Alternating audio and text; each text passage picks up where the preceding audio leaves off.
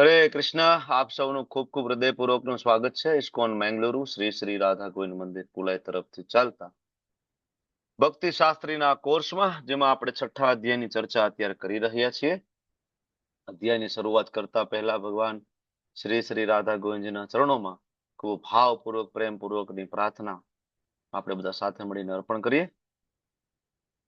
ઓમ અજ્ઞાન તિમિરાંધસ્ય જ્ઞાનાંજન શલાકયા ચક્ષુરુન્મિલિतं येन तस्मै श्री गुरुवे नमः.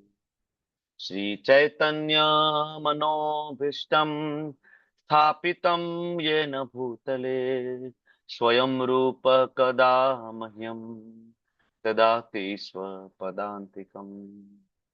वन्देऽहं श्रीगुरो श्रीयुतापदकमलं श्रीगुरुन् वैष्णवांश्च श्रीरूपं साग्रजातं सहगण रघुनाथान्वितं तं सजीवं साद्वैतं सावधूतं परिजन सहितं कृष्णा चैतन्य देवं श्री राधा कृष्ण पादान् सहगण ललिता श्री विशाखान्वितंश्च. हे कृष्णा करुणा सिंधो दीनबंधो जगत्पते गोपेश गोपिका कांत राधा कांत नमस्तुते. तप्त कांचन गौरांगी श्री राधे वृंदावनेश्वरी वृषभानु सुते देवी प्रणमामि हरिप्रिये. वाञ्छा कल्पतरुभ्यश्च कृपा सिन्धुभ्य एव च पतितानां पावनेभ्यो वैष्णवेभ्यो नमो नमो विष्णुपादाय कृष्णपृष्ठाय भूतले श्रीमते भक्तिवेदान्त स्वामिन् इति नाम्नि. नमस्ते सारस्वते देवे गौरवाणी प्रचारिणे निर्विशेष शून्यवादी पाश्चात्य देशतारिणे. जय श्री कृष्ण चैतन्य प्रभु नित्यानंद श्री अद्वैत गदाधर श्रीवासादि गौर भक्त वृंद. हरे कृष्णा हरे हरे कृष्णा हरे कृष्णा कृष्णा कृष्णा कृष्णा कृष्णा कृष्णा हरे हरे हरे हरे हरे हरे राम राम हरे राम हरे राम राम राम राम हरे राम हरे. हरे हरे. हरे कृष्ण हरे प्रभु कृष्णा. हरे कृष्ण प्रभु जी प्रणाम सर्वे ने दंडवत प्रणाम. हरे कृष्ण. તો ચાલો, કાલ 5 શ્લોક કર્યા છે, તો 5 વ્યક્તિ 5 શ્લોક વિશે કંઈક બોલો. શરૂઆત કરો. નોટ ખોલો તમારી. બરાબર. અને કોઈએ ચાલો પહેલો શ્લોક 6.1 રાજેશ્વરી માતાજીથી શરૂઆત કરીએ. બોલો, શું નોટમાં લખ્યું हरे છે? कृष्ण प्रभु जी हाँ હરે કૃષ્ણ. ભગવાન અષ્ટાંગ યોગ શરૂ કરતા પહેલા ચેતવણી આપી દે છે કે કર્મયોગની પદ્ધતિ અષ્ટાંગ યોગની પદ્ધતિથી શ્રેષ્ઠ છે. સંન્યાસી પણ સ્વાર્થ રહિત કર્મ કરતો નથી, જ્યારે કૃષ્ણ ભાવનામૃત મનુષ્ય સ્વાર્થ વગર ભગવાનની તૃપ્તિ અર્થે કર્મ કરે છે. હરે કૃષ્ણ પ્રભુજી. હરે શ્લોક નંબર કૃષ્ણ. 2. નહીં, એક એક એક એક જ બધાએ બોલવો છે.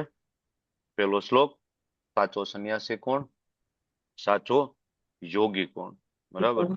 ભગવાન શરૂઆત કરતા પહેલા જ અહીં કહી દે છે કે ભાઈ અષ્ટાંગ યોગની પદ્ધતિ પ્રેક્ટિકલી પોસિબલ નથી. ખોટી છે એવું નથી, પદ્ધતિ સાચી છે, પણ આ યોગનો ધર્મ. Okay, next. પ્રિન્સી માતાજી, બાકીના એડ્રેસ કરી રાખો, નહીતર હું ડાયરેક્ટ પૂછું છું. ચાલો વાંચીને, કમોન ફાસ્ટ. હરે હા. કૃષ્ણ પ્રભુજી, આપણે બીજા શ્લોકમાં જોયું હતું કે યોગ માટે ઇન્દ્રિય તૃપ્તિની ઈચ્છાનો ત્યાગ કર્યા વિના જે કોઈ મનુષ્ય છે તે યોગ કરી શકતો નથી. અને આપણે તેમાં ઉદાહરણ આપ્યું હતું તમે કે જે નાનું બાળક પાસે ધારદાર વસ્તુ હોય તો તેની પાસે લેવી હોય તો તેને બીજી હાઈ મતલબ વસ્તુ આપવી પડે. ઈ અને અષ્ટાંગ યોગ છે તે આપણે કરીએ તો કર્મના ફળ પ્રત્યે અનાસક્તિ થવું પડે, ઇન્દ્રિયો પર નિયંત્રણ રાખવું પડે અને મન અને અંતરમાં કેન્દ્રિત કરવું પડે. ઈ જોઈતું. અને આપણે કૃષ્ણ ભાવના મનુષ્ય હોય યોગી અને સંન્યાસી બંને હોય છે, કે ઈ યોગી પણ હોય અને સંન્યાસી પણ, કારણ કે ઈ જ કૃષ્ણ ભાવનામૃતમાં આવે એટલે એની ઇન્દ્રિયો આપોઆપ કંટ્રોલ થઈ જાય છે. અને ઈ આપણે જોઈતું કે આમાં ઈચ્છાનો ત્યાગ એટલે શૂન્ય થઈ જવું નહીં. તમે ઈ સમજાવ્યું હતું કે આપણે ઈચ્છાનો ત્યાગ કરીએ એટલે શૂન્ય થઈ જતા નથી. અને આપણે તમે કીધું હતું કે સંન્યાસી અને યોગી સિક્કાની બંને બાજુ હોય છે. હરે કૃષ્ણ પ્રભુજી. યમ સંન્યાસમ ઇતિ પ્રાહુર યોગમ તમ વિદ્ધિ પાંડવ. હે પાંડુપુત્ર અર્જુન, યોગ અને સંન્યાસ બે એક જ છે અલ્ટિમેટલી. બરાબર. યોગ એટલે શું? તો કે જે પદ્ધતિ દ્વારા ઇન્દ્રિય તૃપ્તિની ઈચ્છાઓનો નાશ કરી શકાય. બરાબર. અને સંન્યાસ એટલે શું? તો કે ઇન્દ્રિય તૃપ્તિના વિષયના સાધનો ને છોડી દેવું ને કહેવાય સંન્યાસ. કૃષ્ણ ભાવનામૃતમાં કોઈ વ્યક્તિ આવે તો એક સાથે યોગી અને સંન્યાસી. શું કામ? કારણ કે કૃષ્ણ ભાવનામૃતમાં આવે છે ત્યારે હરે કૃષ્ણ મહામંત્ર જ્યારે જપ કરે છે ત્યારે આપમેળે પદ્ધતિ દ્વારા એના ઇન્દ્રિય તૃપ્તિના જે વિષયો, એની ઈચ્છાઓ એ છૂટી જાય છે. આ થઈ ગયું યોગ. અને એના વિષય સાધનો એ હોવા છતાં પણ એને ડિસ્ટર્બ કરી શકતા નથી. ઘરમાં ટીવી છે પણ ટીવી શોભાના ગાંઠિયાની જેમ હવે લટકે છે, અથવા તો એની અંદર માત્ર ભગવાનની કથા છે, એમાં કોઈ ક્રિકેટ નથી, એમાં કોઈ સિરિયલ નથી, એમાં કોઈ ટીવી અત્યારે મૂવી ચાલતું નથી. તો યોગ અને સંન્યાસ બંને એક સાથે. કોણ? કૃષ્ણ ભાવનામૃતમાં જે વ્યક્તિ હોય એ. રાઈટ.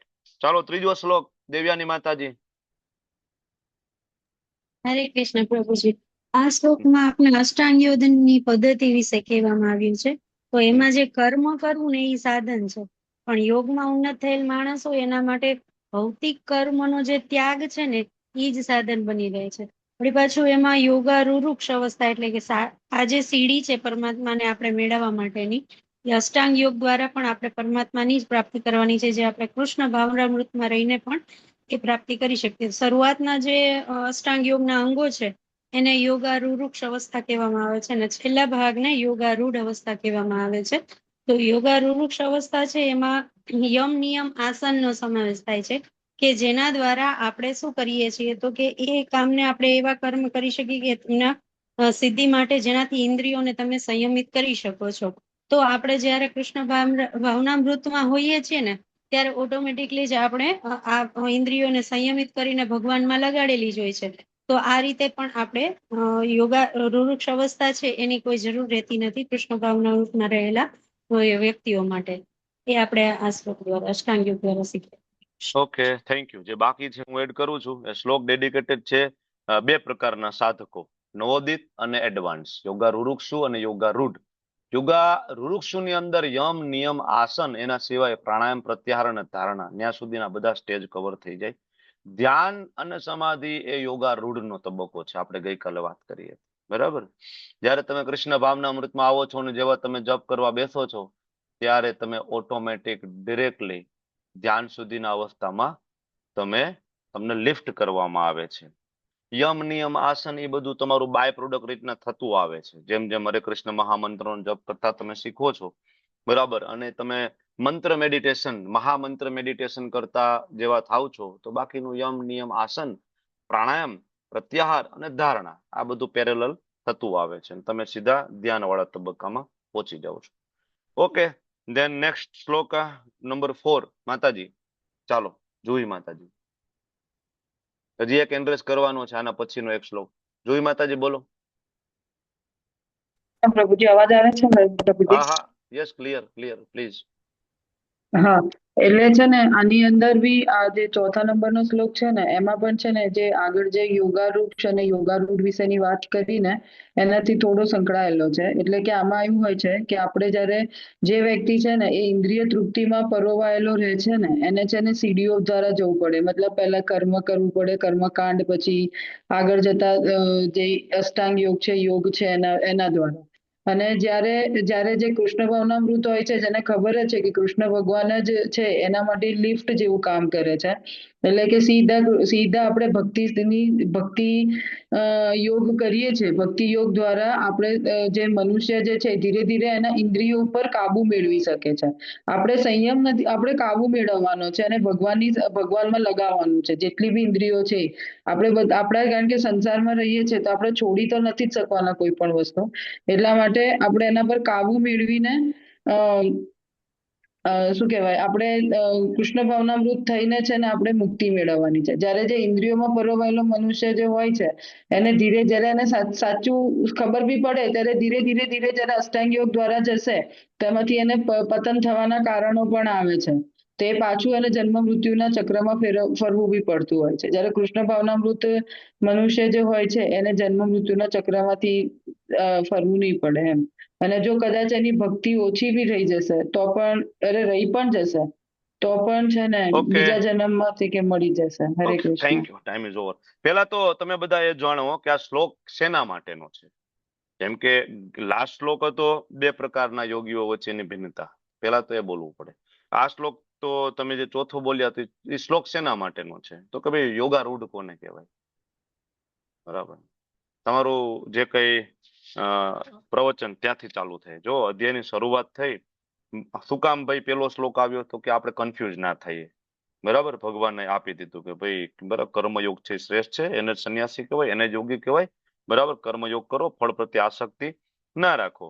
અચ્છા, તો પછી યોગી અને સંન્યાસી કઈ જુદું જુદું છે? તો ભગવાને બીજા શ્લોકમાં કીધું ના ના, એ બે એક જ વસ્તુ છે ભાઈ, યોગ અને સંન્યાસ. બરાબર. બે એક જ વસ્તુ છે, જુદું જુદું નથી.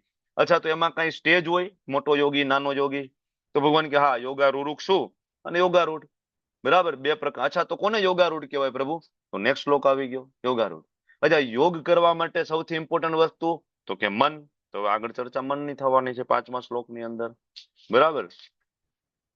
તો 5મા શ્લોક સુધી આપણે જોયું હતું ને ભગવાને ગઈકાલે કીધું હતું ઉદ્ધરેત આત્મના આત્માનમ, કે ભાઈ જેને મનને પોતાનો મિત્ર બનાવી દીધો છે. બરાબર. મનની સહાયતાથી પોતાનો ઉદ્ધાર કરવો જોઈએ. ઉદ્ધરેત, ઉદ્ધાર કરવો જોઈએ. ન આત્માને અવસાદયે, બરાબર, પોતાનું પતન થવા ના દેવું જોઈએ. આપણું પતન કોણ કરે છે?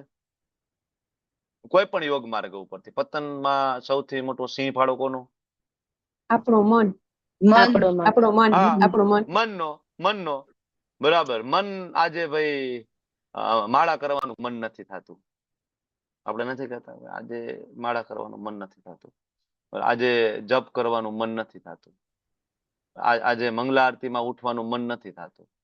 બરાબર ને? તો આપણે કહીએ છીએ ને મન નથી થતું. તો બસ આપણું પતન કોણ કરાવે છે?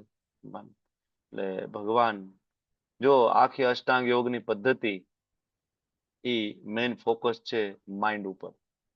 બરાબર. એટલે ધ્યાનને ઇંગ્લિશમાં મેડિટેશન પણ કહેવામાં આવે છે. બરાબર. Meditation for mind. બરાબર. આ ચર્ચા આપણે ગઈકાલે શ્લોકમાં કરી ચૂક્યા, 5મા શ્લોકની અંદર. અને હવે આ શ્લોક જે છે 5મો, કે ભાઈ મન જો આપણો મિત્ર હોય, બરાબર, મન આપણું મિત્ર પણ છે, મન આપણો શત્રુ પણ છે. આ ચર્ચા થઈ. આ જ શ્લોકના અનુસંધાને આગળનો શ્લોક હજી ભગવાન આ સાયકોલોજીકલ જે વિજ્ઞાન છે આપણું માઇન્ડ. કાલે મેં એક મનને એક એનાલોજી તમને સમજાવ્યું. કઈ એનાલોજી આપી હતી?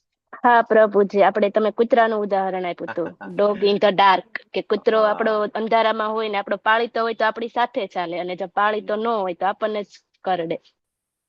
ડોગ ઇન ધ ડાર્ક એલે. બરાબર. અંધારી ગલીમાં અજાણ્યા કૂતરા. અંધારી ગલીમાં અજાણ્યો કૂતરો. બરાબર. તો આપણે કાલે જોયું હતું.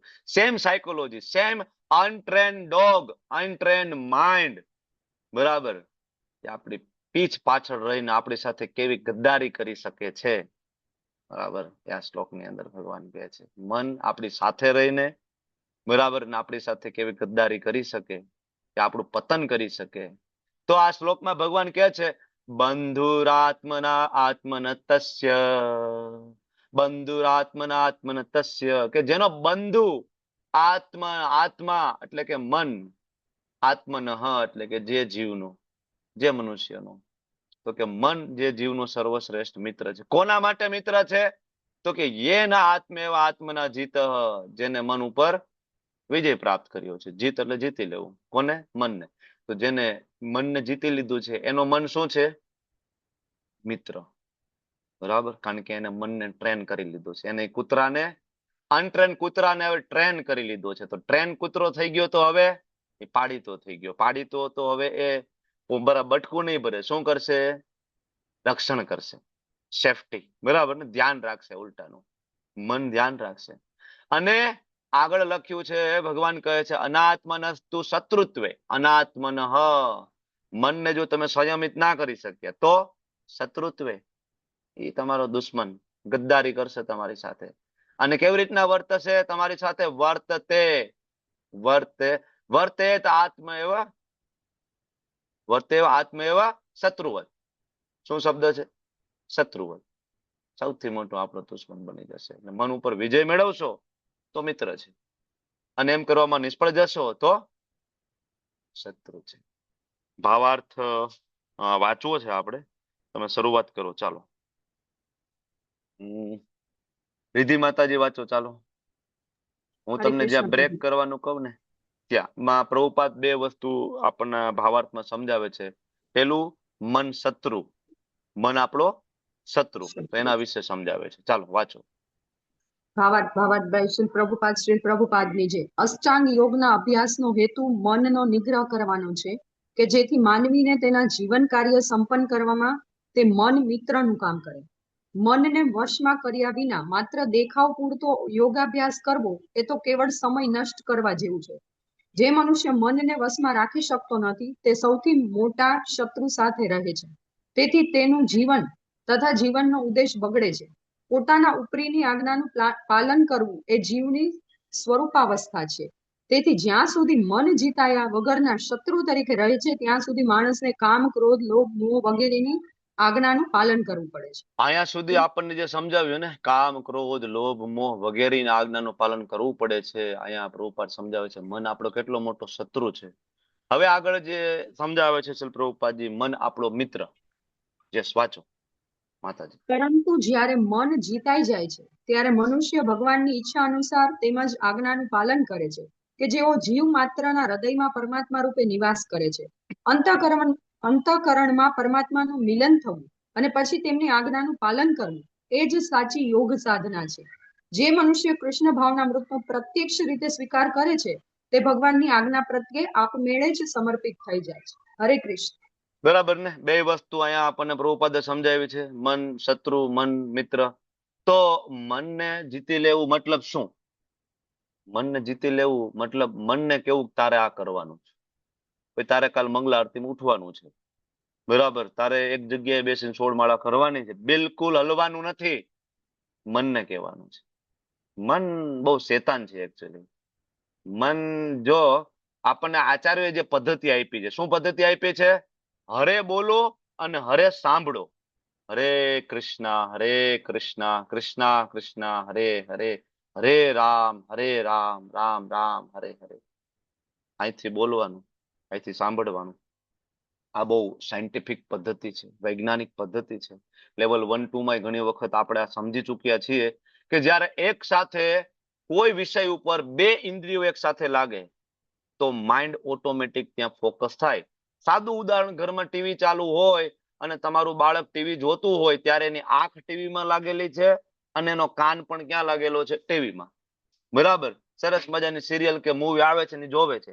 પાછળથી તમે રાડો નાખો છો, જમી લે, પીરસી દીધું છે, ઠંડુ થઈ જશે. ધ્યાન જ નથી. કાન તો છે, તમે બરાબર મૂંગા નથી, ઈ નથી બેરો, પણ છતાંય તમારા અવાજ એના કાનમાં શું કામ નથી પડતા? માઇન્ડ ફોકસ થઈ ગયું છે. બે ઇન્દ્રિયો એક સાથે લાગી ગઈ છે ને, આંખ અને કાન, એટલા માટે. એવી રીતના જયારે હરે કૃષ્ણ મહામંત્રનો આપણે જપ કરીએ છીએ ત્યારે આપણે જીભ અને કાન, બે વસ્તુ બરાબર લાગે ત્યારે ઓટોમેટિક માઇન્ડ છે એ, કારણ કે સાંભળવાનું છે અને જોવાનું છે. હું એક હરે ભૂલી તો નથી ગયો ને આ વખતે? હરે કૃષ્ણ કૃષ્ણ કૃષ્ણ હરે હરે, હરે રામ રામ રામ હરે. અચ્છા, 2 વાર રામ આવ્યું ને? રામ રામ હરે હરે. અચ્છા, છેલ્લે હરે હરે આવ્યું ને? આ જોવાનું છે ઈચ એન્ડ એવરી ટાઈમ. તમને શું લાગે કે જો આ તમે ધ્યાન નહીં આપો ને, તો ઇવન સાયન્ટિફિક રિસર્ચ થયેલું છે કે જ્યારે કોઈ વસ્તુ એકને એક કન્ટિન્યુઅસ કરવામાં આવે, એકને એક બરાબર, તો બ્રેનને એનું એડેપ્ટેશન આવી જાય. એડેપ્ટેશન પછી એ કામ કરવા માટે તમારે એમાં મન લગાડવાની જરૂર નથી, એ મિકેનિકલ થાય. હરે કૃષ્ણ કૃષ્ણ કૃષ્ણ હરે હરે, હરે રામ રામ રામ હરે હરે. અહીંયા તમારો મંત્ર ચાલુ હોય અને બાજુમાં તમારું બીજું કામકાજ ચાલુ હોય, બીજાને સલાહ આપવાનું ચાલુ હોય, આ બાજુ બુક તમે જોતા હોય તો ઈ ચાલુ હોય, કઈક ને કઈક ચાલુ રહે, અને તમે બોલતા હોય. આ ઈ મંત્ર પછી ક્યારેક હરે હરે રામ રામ રામ રામ હરે રામ હરે કૃષ્ણ એ હાલતો હોય, બરાબર, ગોટાળા વાળો, પણ તમને એવું લાગે કે હું જપ કરું છું. મન એટલું શેતાન છે કે જ્યારે તમે જપ કરવાનું ચાલુ કરો છો, મોઢું તમારું જ્યારે જપ કરવાનું મતલબ જીહવા જ્યારે ઉચ્ચારણ કરવાનું ચાલુ કરે, કાન સાંભળવાનું ચાલુ કરે, અને જો મનને તમે લગાવો નહીં ને તો મન કહી દે કે ઇટ્સ ઓકે ભાઈ, તમે બે કરો, તું બોલ ને ભાઈ, તું સાંભળ, હું જાઉં છું, આટો મારતો હોઉં, થોડુંક જાતો હોઉં, ભાગી જાય. આવું થાય કે નહીં જપ કરવા બેસીએ એટલે? નક્કી કર્યું હોય કે આજ તો એવી માળા કરી છે, એવી માળા કરી છે કે કૃષ્ણના શ્રી ચરણોમાં મારું મન લાગી જાય. હરે કૃષ્ણ કૃષ્ણ કૃષ્ણ હરે હરે, હરે રામ રામ રામ હરે હરે. 2 મિનિટ પછી પાછું યાદ કરો તો ખબર પડે કે બીજા કેટલાય 3 વિચાર વચ્ચે બીજા હોતા આવી ગયા છે. ક્યારેક તો ખબર પડે આખી માળા પૂરી થઈ જાય ને ત્યારે કે સાલું આખી માળા દરમિયાન આપણું મન કૃષ્ણમાં નહોતું, પણ બીજા જ કઈક વિચાર ચાલતા હતા. ટ્રેનની ટિકિટ નથી થઈ, બરાબર, બુકિંગ બધી કરવાનું બાકી છે, હજી ઘરના કામ બાકી છે, કઈ ને કઈ ડગલા બંધ. મન બહુ શેતાન છે. મનને જીતી લેવું મતલબ મનને કહેવાનું ભાઈ તારે આ કરવાનું છે, અને મન ઉપર આપણો પરાજય મતલબ મન તમને કહે કે તારે આ કરવાનું છે. બસ આટલું જ છે. મન કહેશે કે ભાઈ ચાલ અત્યારે જવું છે, પંજાબી ખાવું છે, બરાબર, આજ એકાદશી છે, નહીં ઈચ્છા છે ખાવાની, બહાર જમવું છે, મન તો કહેશે. જન્માષ્ટમી છે, મન કહેશે. તમને શું લાગે મન મોટા મોટા સાધુઓ નું પણ ભ્રમી જાય? હમણાં એક મત પથના એક લોકોને મળવાનું થયું, નિર્જલા એકાદશી હમણાં આપડી ગઈ ને, એટલે એમની સાથે વાત થતી હતી. તો હું ચર્ચા કરતો હતો, મેં કીધું તમે નિર્જલા કરો? તો હા અમે નિર્જલા કરીએ. એ કે સાંજે એ કે જયારે આરતી થાય ને એટલે પછી કે પાણી પી શકાય. મેં કીધું આવું તો ક્યાંય લખેલું નથી ને આવું આપણે કઈ સાંભળ્યું નથી. નિર્જલા મીન્સ નિર્જલા. આ સવારમાં એકાદશી શરૂ થઈ તો બીજે દિવસે એકાદશી પૂરી થાય, એકોર્ડિંગ ટુ પંચાંગ. એમાં વચ્ચે તમે સજલા કરી નાખો ને પછી તમે એમ કહો કે મેં નિર્જલા કરી છે, એવી નિર્જલા એકાદશી ના હોય. નિર્જલા મીન્સ આજ સવારથી લઈને કાલ સવાર એકાદશી પૂરી થાય ત્યાં સુધીની નિર્જલા, ફિનિશ.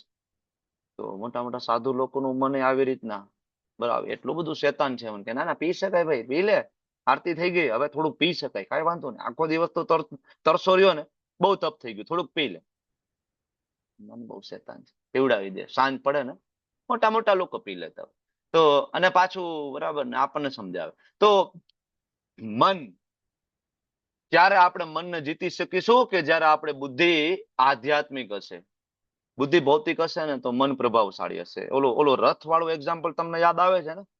રથ વાળું, આગળ 5 ઘોડા છે, 5 ઇન્દ્રિયો છે, એની લગામ છે, મન છે, બુદ્ધિ છે, એનો સારથી છે, આત્મા પાછળ બેઠો છે. યાદ આવ્યું? લેવલ 1 માં ભણીએ, 2 માં ભણીએ આ બધી વસ્તુ. તો એમાં મન એ લગામ છે ને કોના હાથમાં છે? બુદ્ધિના હાથમાં છે. તો બુદ્ધિ જેની ભૌતિક હોય તો એનું મન વધારે પ્રભાવશાળી હોય, મતલબ ભૌતિક વસ્તુઓમાં. અને બુદ્ધિ જો આધ્યાત્મિક થઈ જાય તો બુદ્ધિ પ્રભાવશાળી હોય, મન એના કંટ્રોલમાં આવે. એટલે જ્યારે તમે વધુમાં વધુ ભાગવતમના ક્લાસ સાંભળો, ભગવદ્ ગીતા ઉપરના પ્રવચનો ક્લાસ સાંભળો, સિનિયર ડીઓટીના લેક્ચર સાંભળો, ગુરુ મહારાજના લેક્ચર રોજ સાંભળો, રોજ પ્રભુપાદનો અવાજ સાંભળો, એનાથી બુદ્ધિ તમારી આધ્યાત્મિક બને છે. અને જેવી બુદ્ધિ આધ્યાત્મિક બને, મન બુદ્ધિના કંટ્રોલમાં આવી જાય છે, આધ્યાત્મિક બુદ્ધિના કંટ્રોલમાં, બરાબર. પછી જયારે એકાદશીના દિવસે તમને કઈ ખાવાનું મન થશે, તમારી આધ્યાત્મિક બુદ્ધિ એને ના પાડશે, અરે ના ખવાય. કેટલા બધા શાસ્ત્રોમાં લખ્યું છે, પ્રભુજીએ રેફરન્સ નતા આપ્યા આપણને, મહારાજે આપણને ના નથી પાડી, તરત આપણને આધ્યાત્મિક બુદ્ધિ મનને ગાઈડ કરશે, બરાબર. તો હવે અત્યારે તો કેવું છે, લોકોને આ જ્ઞાન જ નથી, એટલે લોકોની વાતનો ગર્વ હોય કે ભાઈ હું તો મને મન ફાવે ને એમ કરવું, હો ભાઈ, આપણે આપણા મનની મરજીના રાજા. ઘણા કહેતા હું મારા મનનો મોરલો, આપણને જેમ બરાબર મને ગમે એમ કરું, અને એમાં એના પાછો ગર્વ હોય. જોયું ને, આપણી મનમાની ચાલે. ભાઈ મનમાની ચાલે મતલબ તું મનનો ગુલામ છો. એ મન તારી પાસે કરાવી રહ્યો છે, તું મનનો ગુલામ છો. પોતાના જ પગ ઉપર લોકો કુહાડો મારતા હોય અને એ સમજી નથી શકતા, એ વાતનો એને ગર્વ હોય, હું મારા મનનો રાજા છું. રાજા નહીં, ગુલામ છો. મન રાજા છે, તને ગુલામ બનાવીને રાખ્યો છે, અને એ જ મન એક દિવસ તને નરકની યાતનાઓ પણ અપાવશે, ખેંચીને લઈ જશે નરકની યાતનાઓ.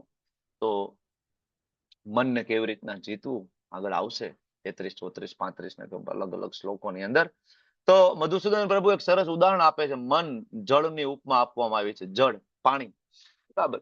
કે ભાઈ કોઈ વ્યક્તિને નદી તરીને જવું હોય, નદી પાર કરવી હોય, તો એ પાણી એને કામ આવશે. સરસ મજાની નાવમાં બેસી જાય, બરાબર, તો એ બરાબર પાણી ઉપર બરાબર નાવ લઈને ઓલી બાજુ જતો રહેશે.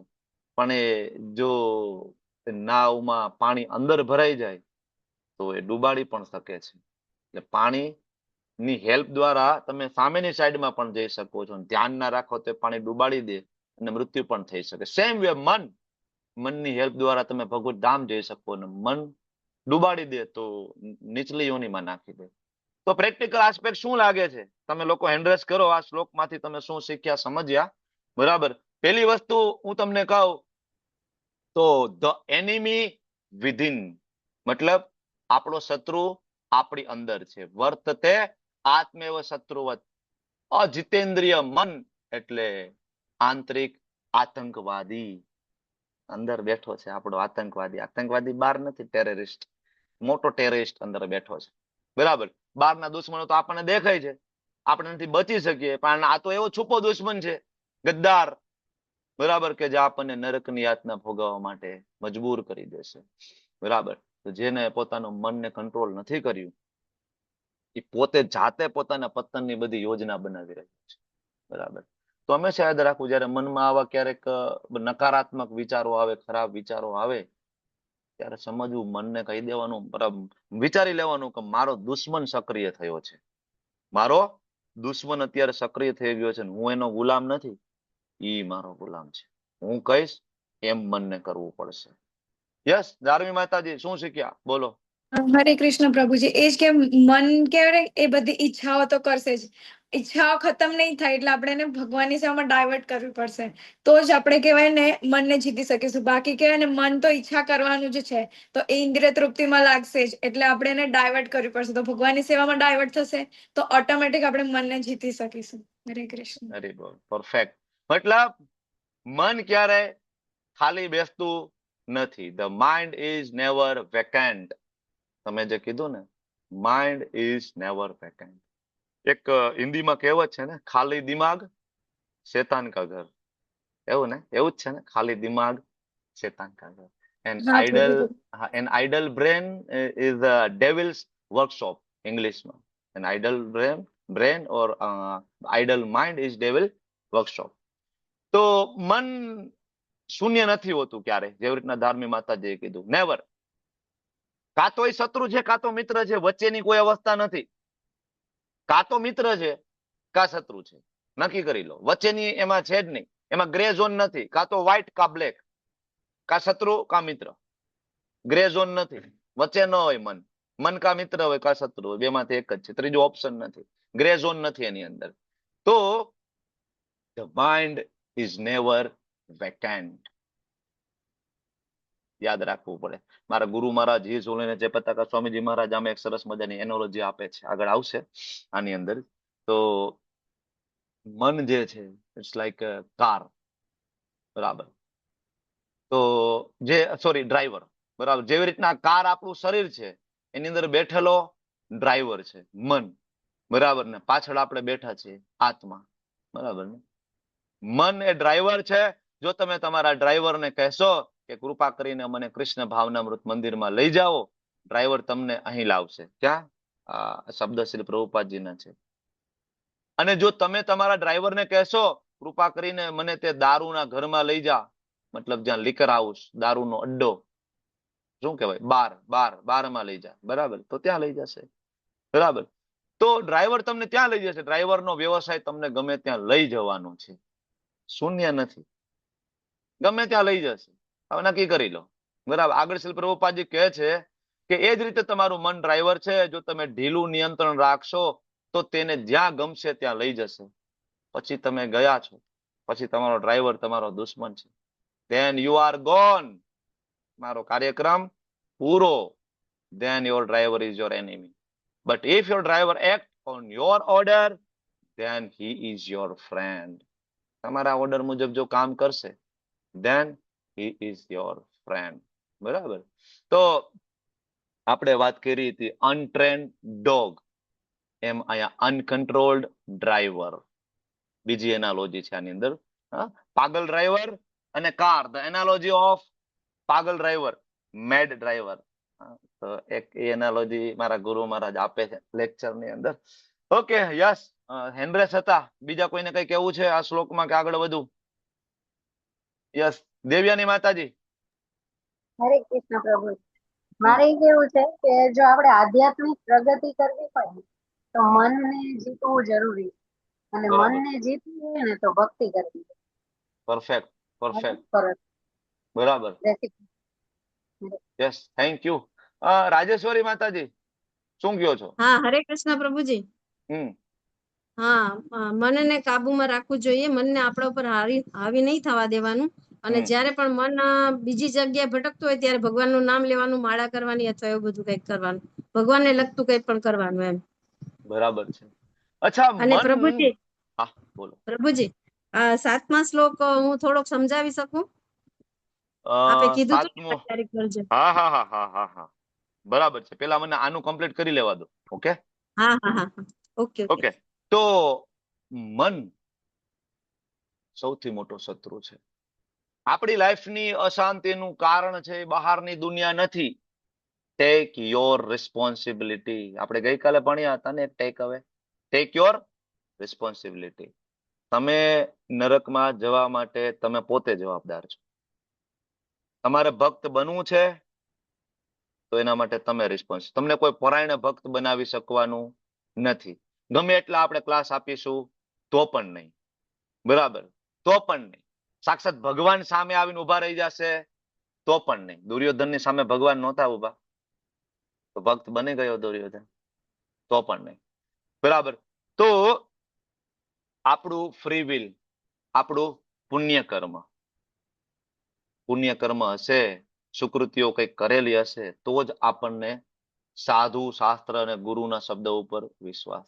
મહાપ્રસાદે ગોવિંદે નામ બ્રહ્મની વૈષ્ણવે સ્વ અલ્પ પુણ્યમ વતમ રાજન વિશ્વાસો નેવ તમને એમ કે હમણાં પ્રભુજી બધાને પ્રસાદ વેચશે કે હાલો મહાપ્રસાદ નો શ્લોક આવી ગયો તો ક્લાસ પૂરો થઈ ગયો, પ્રસાદ વિતરણ ચાલુ કરો. બરાબર. જનરલી મંદિરમાં પ્રવચન ચાલતું હોય, બરાબર, રવિવારે કેમ આખી કથામાં બધા ભાગવતમ હાલતું હોય તો બધા સુતા હોય, પણ છેલ્લે પ્રભુજી હરે બોલો કૃષ્ણ પ્રભુજી. મહાપ્રસાદે એટલે બધા જાગી જાય, ઉભા થઈ જાય. શું કયો છો, બોલો? હા, એ મેંગ્લોર માંથી પ્રસાદ નથી મળતો, પણ જે જ્ઞાન નો પ્રસાદ મળે છે ને એ મેન છે પ્રભુજી. જ્ઞાન જે મળે છે ને મેંગ્લોર માંથી એ મેન ના, છે. પ્રસાદે મળે છે. સુદામા સેવા કરો તો એટલે બરાબર આ ઘરે પ્રસાદ પ્રસાદ જ છે આવતો ને હોય. જ્ઞાન. હા, એ જ્ઞાન યસ યસ પ્રસાદ છે. યસ યસ માતાજી. તો મહાપ્રસાદે ગોવિંદે નામ બ્રહ્મની વૈષ્ણવે સ્વલ્પ પુણ્યમ વતમ રાજન વિશ્વાસો નેવ જાય. તમારા પુણ્ય સ્વલ્પ છે, નથી કોઈ દિવસ પુણ્ય કર્યા, નથી કોઈ દિવસ તમે સાધુ સેવા કરી, નથી કોઈ દિવસ તમે વૈષ્ણવ સેવા કરી, નથી કોઈ દિવસ તમે મંદિરમાં દાન ડોનેશન, ગૌ માતાની સેવા, બ્રાહ્મણોની સેવા નથી કરી કોઈ દિવસ, ધેન વિશ્વાસો નેવ જાય. તમને વિશ્વાસ નહીં આવે. તમને કોઈ પણ ભગવદ્ ગીતાનું જ્ઞાન આપશે, તમને વિશ્વાસ નેવ જાય. તો આપણી અશાંતિનું કારણ બહારની દુનિયા નથી. Take your responsibility. તમે તમારા મનને છૂટું મૂકી દીધું છે. બરાબર. તો કોઈ પણ યોગનું કેન્દ્ર બિંદુ છે મનને કંટ્રોલ કરવું. બરાબર, મનને કંટ્રોલ કરવું આપણે જોઈ ગયા છીએ. બરાબર. તો મન નહીં જીતો તો પછી મન આપને ફસાવી દેશે. બરાબર. આગળ આ 6.6 નો જ ત્યાં પરપટ છે અને પ્રભુપાદ એમાં કહે છે અષ્ટાંગ યોગની પ્રેક્ટિસ કરવાનો હેતુ મનને કાબુમાં રાખવાનો છે, જેને માનવ મિશન પૂર્ણ કરવામાં મિત્ર બનાવી શકાય. જીવની બંધારણીય સ્થિતિ ઉપરી વ્યક્તિના આદેશ પાલન કરવાની છે. જ્યાં સુધી વ્યક્તિનું મન અવિજયી શત્રુ રહે છે, જ્યાં સુધી વ્યક્તિનું મન અવિજયી શત્રુ, ત્યાં સુધી વ્યક્તિએ વાસના, ક્રોધ, લોભની સેવા કરવી પડે છે. બરાબર. આપણે જે રીતના હમણાં વાંચ્યું આ પરપટ છે પ્રભુપાદનું, જે હમણાં આપણે વાંચ્યું.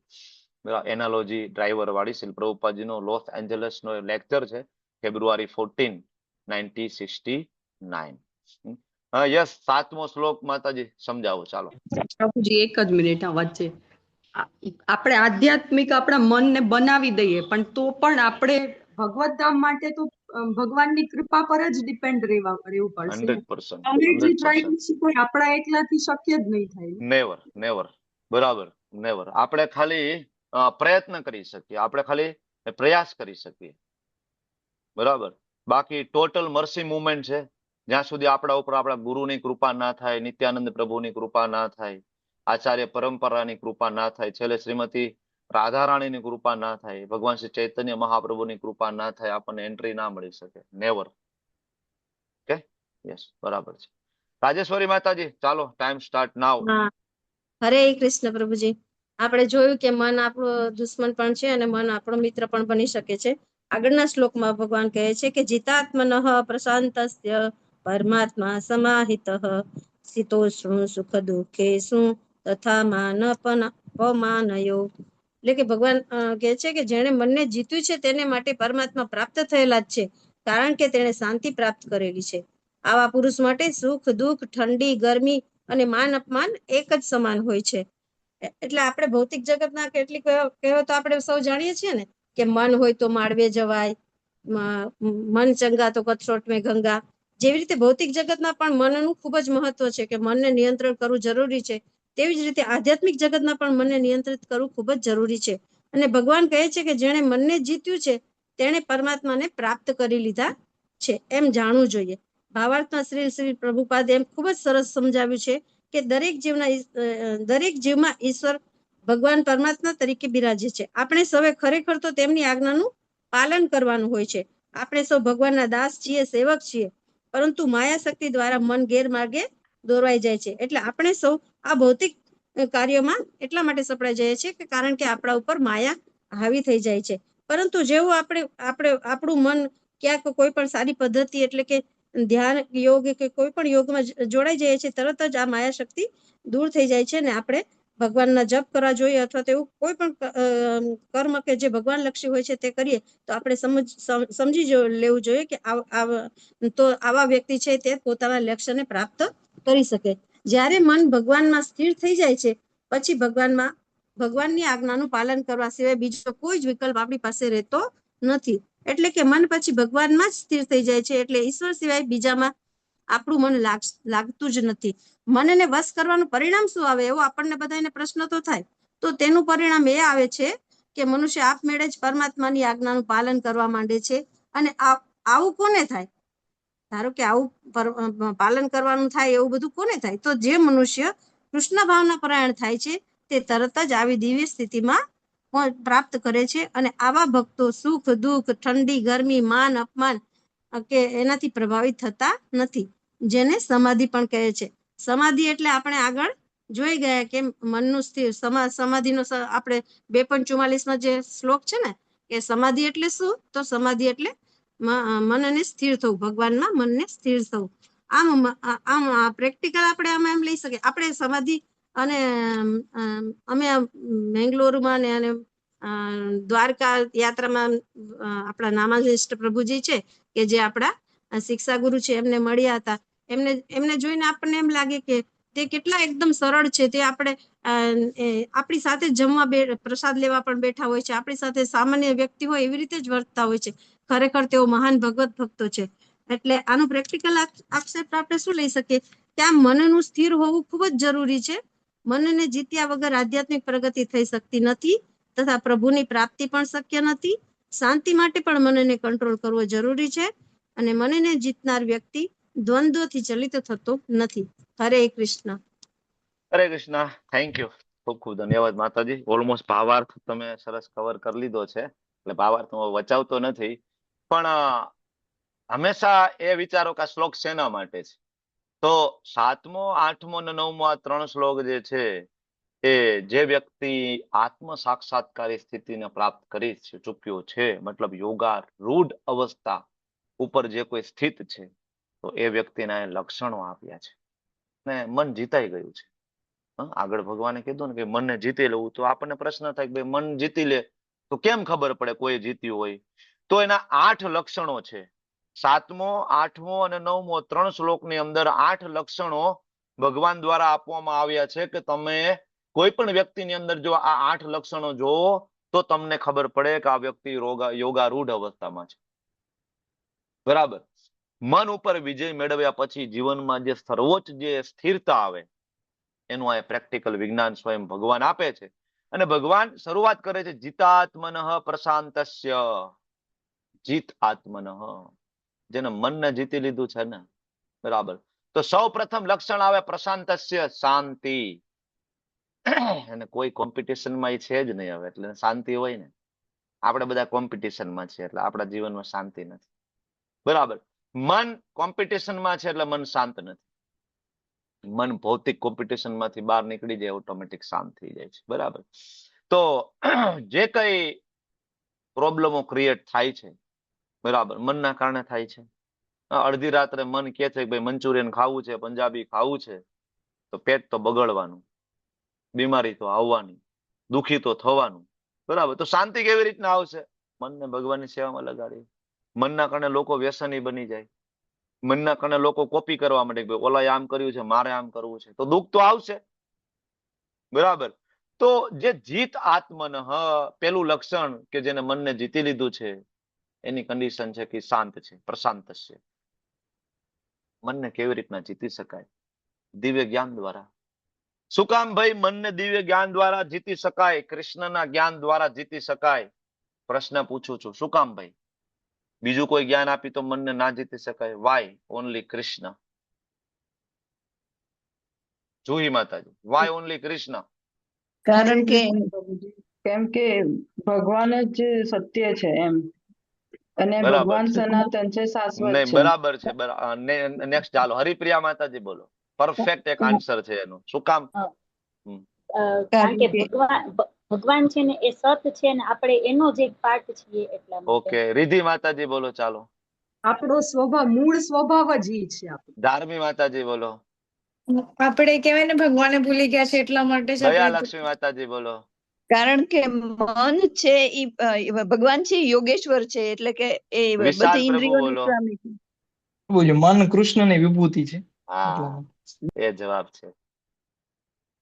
મન કૃષ્ણની વિભૂતિ છે, પ્રોપર્ટી છે કૃષ્ણની. તમારું મન તમારી પ્રોપર્ટી નથી. તમારું મન તમારી પ્રોપર્ટી નથી. તો જેની પ્રોપર્ટી છે એના દ્વારા કંટ્રોલ થશે કે નહીં?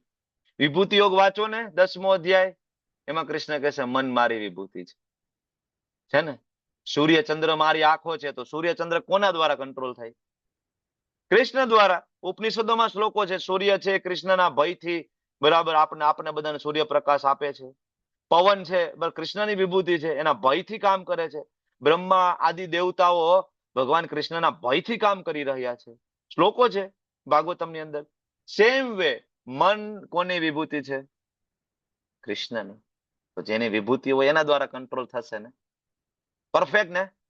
સમજાઈ ગયું ને કે શું કામ મન કૃષ્ણ કથા દ્વારા જ કંટ્રોલ થાય, બીજા કોઈ દ્વારા શું કામ મન કંટ્રોલ ના થાય? વાય? આપણા પોતાનાથી શું કામ ના થાય?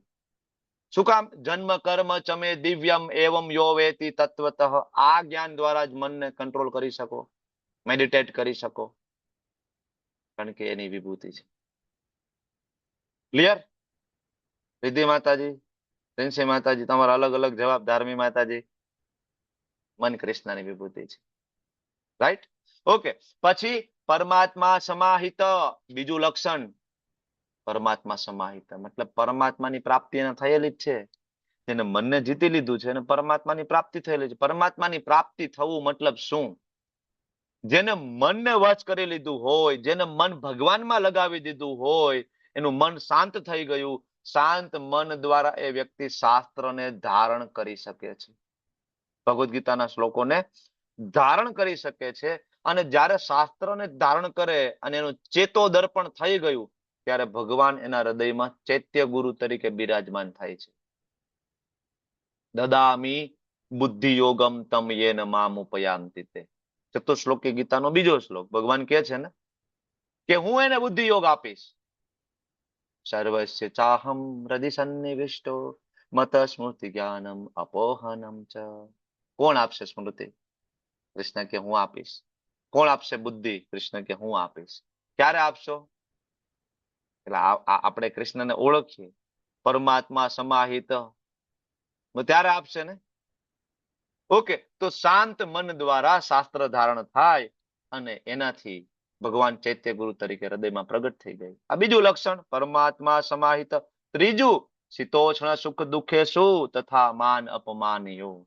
જો યોગારૂઢ પદ્ધતિ ઉપર જે વ્યક્તિ સ્થિર થયો હોય, આ શ્લોક ગ્રેડ 1 મતલબ પહેલું પગથિયું, બરાબર. પહેલા પગથિયાના લક્ષણો કેવા હોય? આ છે. હજી તો આ પહેલા પગથિયાના લક્ષણો છે. આ જીતાત્મન, પરમાત્મા સમાહિત, શીતોષ્ણ સુખ દુઃખે શું, માન અપમાન. આ ગ્રેડ 1 કેટેગરી છે. હજી આનાથી ઉપર એક ફિલ્ટર પેપર આવશે. હજી એનાથી ઉપર એક ફિલ્ટર પેપર આવશે કે આનાથી ઉપર લક્ષણો, આનાથી ઉપર 3 શ્લોક આવશે. બરાબર. તો ત્રીજું લક્ષણ અહીંયા છે, સહિષ્ણુ વ્યક્તિ બની જાય છે. વિદ્યા વિનય સંપન્ને બ્રાહ્મણે ગવિ હસ્તીની. આપણે શ્લોક ભણી ગયા ને, કારણ કે એને ખબર પડી ગઈ કે ભાઈ એની સ્વરૂપ અવસ્થા એને ખબર પડી ગઈ. પછી એને સુખ દુઃખ, ઠંડી ગરમી, માન અપમાન. ભાઈ કોનું અપમાન કરે છે? આ શરીરનું. હું આ શરીર છું? ના. ખબર પડી ગઈ ને. જેમ કે આપણે ઉદાહરણ લઈએ છીએ કે આપણે ટ્રેનમાં બેઠા હોય, ટ્રેનમાં, અને આપણે ક્યારે એ ટ્રેનમાં ચિંતા કરી કે ભાઈ આ સીટ સારી નથી, તો પેલા બરાબર ટિકિટ બુક કરાવતા પેલા એક સીટ નખાવી દઉં, પેલા રેક્ઝિન વાળાને બોલાવું, ભાઈ સીટ નવી મઢી દે, મારે ટ્રાવેલિંગ કરવાનું છે ભાઈ. બરાબર. ક્યારે કર્યું કે ભાઈ આ બરાબર ચાર્જિંગ સોકેટ ચાલતું નથી, હર્ષા ગેલાણી માતાજી, તો આપણે કર્યું કે ભાઈ પેલા ઇલેક્ટ્રિશિયન ને હું બોલાવું અને પેલા રિપેર કરાવી દઉં, કારણ મોબાઈલ ચાર્જિંગ નહીં. શું કામ નથી કરતા આપણે? શું કામ નથી કરતા? કારણ કે ઈ આપણા એની જવાબદારી છે. આપણને ખબર છે પ્રભુજી કે આપણે સ્ટેશન આવે એટલે ઉતરી જવાનું છે. અરે ઉતરી જવાનું છે, સિમ્પલ, ઉતરી જવાનું છે. ક્યાં અઘરો જવાબ છે? બરાબર, ઉતરી જવાનું છે. ક્યારે આપણે દરકાર કરી કે આપણી સીટની બાજુમાં કોણ બેઠું છે ટ્રાવેલિંગ કરતા હોય? હિન્દુ છે, મુસ્લિમ છે, શીખ છે, ઈસાઈ છે, બ્રાહ્મણ છે, ક્ષત્રિય છે, વૈશ્ય છે, શુદ્ર છે, પટેલ છે, દરજી છે, મોચી છે, હરિજન છે. ક્યારે આપણે પૂછ્યું? નહીં ભાઈ, મારી બાજુમાં દલિત આવે તો હું ટ્રેનમાં ટ્રાવેલિંગ નહીં કરું. દરકાર કરી. કેમ ભાઈ? ઉતરી જવાનું છે ભાઈ. આપણે ઉતરી જવાનું. આપણે એમ જ કરવાનું છે. આ ટ્રેન છે, આ ટ્રેન છે, અને ઉતરી જવાનું છે. વિક્રમી પ્રભુ એક દી ઉતરી જવાનું છે. Don't worry. બરાબર. આ ટ્રેનમાં જયારે બેઠા છે તો ઘણા બધા એવા યાત્રીઓ આપણી સાથે આવશે જે આપણને નહીં ગમતા હોય, નહીં આપણે એની સાથે બહુ મેચ થતું હોય. એવા યાત્રીઓ આપણી સાથે ચડશે, શું કરવાનું? ટ્રેનના ડબ્બામાં ના હોય આપણે જાય ત્યારે. એવા યાત્રીઓ ઘણા બધા આવે, નથી ફાવતું. બરાબર. ઇટ્સ ઓકે, ઉતરી જવાનું છે આપણે એક દિવસ. આપણું કામ શું છે? આપણે ટ્રેનમાં આપણે મુસાફરી કરીએ છીએ. હમણાં આપણે રામેશ્વરમ ગયા હતા, શ્રીરંગમ ગયા હતા. આપણું કામ શું છે? કીર્તન કથા, કીર્તન, પ્રસાદ. આપણું કામ શું છે? બધાને કૃષ્ણ આપ્યું. ઠીક છે. તો આ જીવનની અંદર પણ ટ્રેન રૂપી શરીર ના પણ એવા સગાઓ આવશે, એવા મુસાફરો આવશે જે આપણને નહીં ગમે. મારા સાસુ સાથે મારે બનતું નથી. અરે નહીં ગમે ભાઈ. ટ્રેનમાં બેસો છો બધા ગમે જ તમને? નહીં ગમે. મારા હસબન્ડ સાથે મને બહુ ફાવતું નથી, મારી પત્ની સાથે મને બહુ ફાવતું નથી. અરે ઉતરી જવાનું છે. આ થોડી પરમેનન્ટ યાત્રા છે. ઉતરી જવાનું છે, હમણાં ઉતરી જવાનું, ફિનિશ્ડ. બરાબર. તો એ જે પરમેનન્ટ જે યાત્રા છે આપણી આધ્યાત્મિક જગતમાં જવાની, એ યાત્રાની પ્રિપેરેશન કરીએ. બરાબર. આપણે ઘરે આવીને ઘરની ચિંતા કરીએ છીએ કે અહીંયા એક સોકેટ ખરાબ થઈ ગયું છે, રિપેર કરાવવાનું છે. વાય? રહેવાનું છે ઘરની અંદર. ટ્રેનમાં આપણે ચિંતા નહોતી કરી, કરી હતી? નહોતી કરી, કારણ કે ઉતરી જવાનું છે. સેમ વે ભાઈ, તો ચિંતા એની કરીએ જ્યાં રહેવાનું છે, જ્યાં રહેવાનું છે, જ્યાંથી આપણે ક્યારે પાછું આવવાનું નથી. યદ ગત્વા ન નિવર્તન્તે તદ્ધામમ પરમમ મમ. કૃષ્ણ કહે છે ને, એક વખત અહીંયા કોઈ આવી જાય એ ક્યારે પાછો જાતો નથી. તો ત્યાં રહેવાનું છે આપણે ભગવાનના. તો એની ચિંતા કરવી જોઈએ કે જ્યાં રહેવાનું નથી એની ચિંતા કરવી જોઈએ. કેટલો સરસ શ્લોક છે ને. બરાબર. કેટલું સરસ ઉદાહરણ, સરસ છે ને ટ્રેન વાળું. ઉતરી જવાનું છે, છોડો ને. જીવનમાં આવી ક્યારેક મુશ્કેલી આવે ને, ઉતરી જવાનું છે. It's okay. થોડીક વાર પછી ઉતરી જવાનું. બહુ લાંબી યાત્રા નથી, ઉતરી જવાનું છે. 30-40 વર્ષ તો જતા રહ્યા, કદાચ 10-15 વર્ષ 20 વર્ષ બીજા ઉતરી જવાનું છે. It's okay. શરીર ખરાબ થઈ ગયું, ડાયાબિટીસ થઈ ગયું, બીપી ઉતરી જવાનું છે ભાઈ. ફિનિશ. નથી લાંબી મુસાફરી, નથી, ઉતરી જવાનું છે. આપણે ઓટોમેટિક શાંત થઈ જાય, કૃષ્ણમાં મન લાગી જશે આપણે. બરાબર ને? પ્રભુપાદ સરસ સમજાવે છે આપણને. તો પ્રભુપાદ અહીંયા જે તાત્પર્યની અંદર આ જ વસ્તુ આપણને પ્રભુપાદ સમજાવે છે, જીવની વાસ્તવિક સ્થિતિ. જીવની વાસ્તવિક સ્થિતિ માતાજીએ જે પરપટ સમજાવ્યું, એ આખા પરપટની અંદર એક વસ્તુ છે કે જીવની વાસ્તવિક સ્થિતિ, દૂષિત સ્થિતિ અને સમાધાન, 3 વસ્તુ છે. પરપટમાં શું છે? જીવની વાસ્તવિક સ્થિતિ, જીવે રે સ્વરૂપ હોય કૃષ્ણ રે નિત્યદાસ. અને દૂષિત સ્થિતિ, જીવ માયાનો દાસ. સમાધાન, કૃષ્ણ ભાવનામૃત. 3 વસ્તુ પ્રભુપાદ આપણને સમજાવે છે. બરાબર? તો મનને કોઈકની આજ્ઞાનું પાલન તો કરવું જ પડશે. મન કોઈકના કંટ્રોલમાં છે જ. જેવી રીતના એક તોફાની બાળક હોય તમારા ઘરની અંદર, બરાબર, તો કોઈક એને પ્રોપર સલાહ આપશે તો એની શક્તિ છે યોગ્ય જગ્યાએ તમે એને વાળી શકશો અને બાળક એમાં સરસ કામ કરી શકશે. એમ આપણામાં ઘણી બધી શક્તિ છે. જો એને યોગ્ય દિશામાં આપણે એને વાળીશું, ખોટી દિશામાં મનને જતા આપણે રોકીશું અને કોઈ આપણને યોગ્ય સલાહ આપશે તો આપણામાં બહુ બધી શક્તિ છે. આપણે ભગવતધામ જઈ શકીએ છીએ. શું વાત કરો છો? આપણામાં એટલી શક્તિ છે. બરાબર? તો એટલા માટે આપણને શિક્ષા ગુરુ જોઈએ, દીક્ષા ગુરુ જોઈએ, જે આપણને આ વસ્તુ ગાઈડ કરી શકે. અરે ઉતરી જવાનું છે ભાઈ, એની ચિંતા કરીએ છીએ આપણે. જેમ કે અહીંયા આપણે 500, 1000, 5000 વર્ષ રહેવાનું, ઉતરી જવાનું છે. ઓકે, તો એટલા માટે આપણને દીક્ષા ગુરુ જોઈએ, શિક્ષા ગુરુ જોઈએ. પ્રેક્ટિકલ પાર્ટ શું છે ભાઈ? પ્રેક્ટિકલ પાર્ટ આ શ્લોકમાં બોલો. ઉતરી જવાનું છે, એમ ચિંતા કરવાની નથી. બરાબર ને? બીજું બોલો. દેવ્યાની માતાજી શું છે? બોલો પ્રેક્ટિકલ. બધી જ પરિસ્થિતિને એક સમાન લેવી, ગમે એ પરિસ્થિતિમાં આપણે હોઈએ તો સ્થિર રહેવાનું. હા, એને કહેવાય ન્યુટ્રાલિટી ઇન એક્સ્ટ્રીમ. બરાબર? જીવનની અંદર એવી કોઈ પણ કન્ડિશન આવે, દ્વંદ્વો આવશે. શીતોષ્ણ સુખ દુઃખે શું તથા મન માન આપમાન. ભગવાને બીજા અધ્યાયમાં એક આવો શ્લોક આપ્યો છે, યાદ આવે છે? કયો? બોલો બોલો બોલો. નહીં, માત્રા સ્પર્શાસ્તુ કૌંતેય, પછી શીતોષ્ણ સુખ દુઃખ દા આગમા પાયન નિત્યા તામ તિતિક્ષ્વ ભારત, તામ તિતિક્ષ્વ ભારત. હે ભારત, હે અર્જુન, સહન કરો. Arjun crying, Arjun is crying.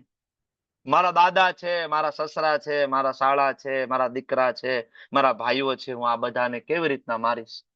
Arjun રડી રહ્યા છે. ત્યારે ભગવાને કીધું, અર્જુન સહન તો કરવું પડશે. ભગવદ્ ગીતાની ફિલોસોફીની શરૂઆત સહન તો કરવું પડશે. બીકોઝ આપણે જેલમાં છીએ. આપણે ક્યાં છીએ? જેલમાં છીએ ભાઈ. આપણે ક્યાં છીએ? ભૌતિક જગત ઇઝ લાઈક એ પ્રિઝન. જેલમાં છીએ તો જેલમાં સહન નહીં કરવું પડે? આપણે સજા ભોગવી રહ્યા છીએ, પનિશમેન્ટ. પનિશમેન્ટમાં સજા સહન તો કરવું પડશે. બરાબર? તો યસ, ન્યુટ્રાલિટી ઇન એક્સ્ટ્રીમ. બરાબર ને? શીખવું પડશે. રિદ્ધિ માતાજી હજી હોય તમે એડ કરો, ઉદાહરણ આપો એકાદો એવું, ચાલો, ન્યુટ્રાલિટી એક્સ્ટ્રીમ નો. પ્રભુજી, હું તો મારી રીતે એક પોઈન્ટ કહેવા જતી હતી. બોલો બોલો બોલો. એટલે ભૌતિક જગતમાં માભો જમાવાના બદલે આધ્યાત્મિક જગતમાં જે ઓરિજિનલ આપણું સ્થાન છે એની માટે પ્રયત્ન કરવા જોઈએ. બરાબર છે. Perfect perfect. ઉદાહરણ છે દરિયા કિનારાનો મોટો ખડક, the rock in the ocean. મોટો પથ્થર દરિયા કિનારે હોય વિશાળ, બરાબર, તો ગમે એવી થપાટો લાગે તો એ પથ્થર અડીખમ એમને ઉભો રહે. ઊંચા ઊંચા મોજા આવે તો એમને ઉભો રહે. એમ આપણું મન જો હરિનામથી આપણે મજબૂત કરેલું હશે ને તો સંસારની અંદર ગમે એટલું માન મળે કે ભયંકર અપમાન થાય, માન અપમાન યો, બરાબર, આપણે રહીશું. બરાબર? એના માટે ફરીથી ટેક અવે શું? ટેક અવે રોજ સવારે વહેલા ઉઠીને સાધના કરો. ધેટ ઇઝ ટેક અવે. એનાથી જ પોસિબલ થશે ને, એનાથી જ ખબર પડશે આપણને, નહીં તો નહીં.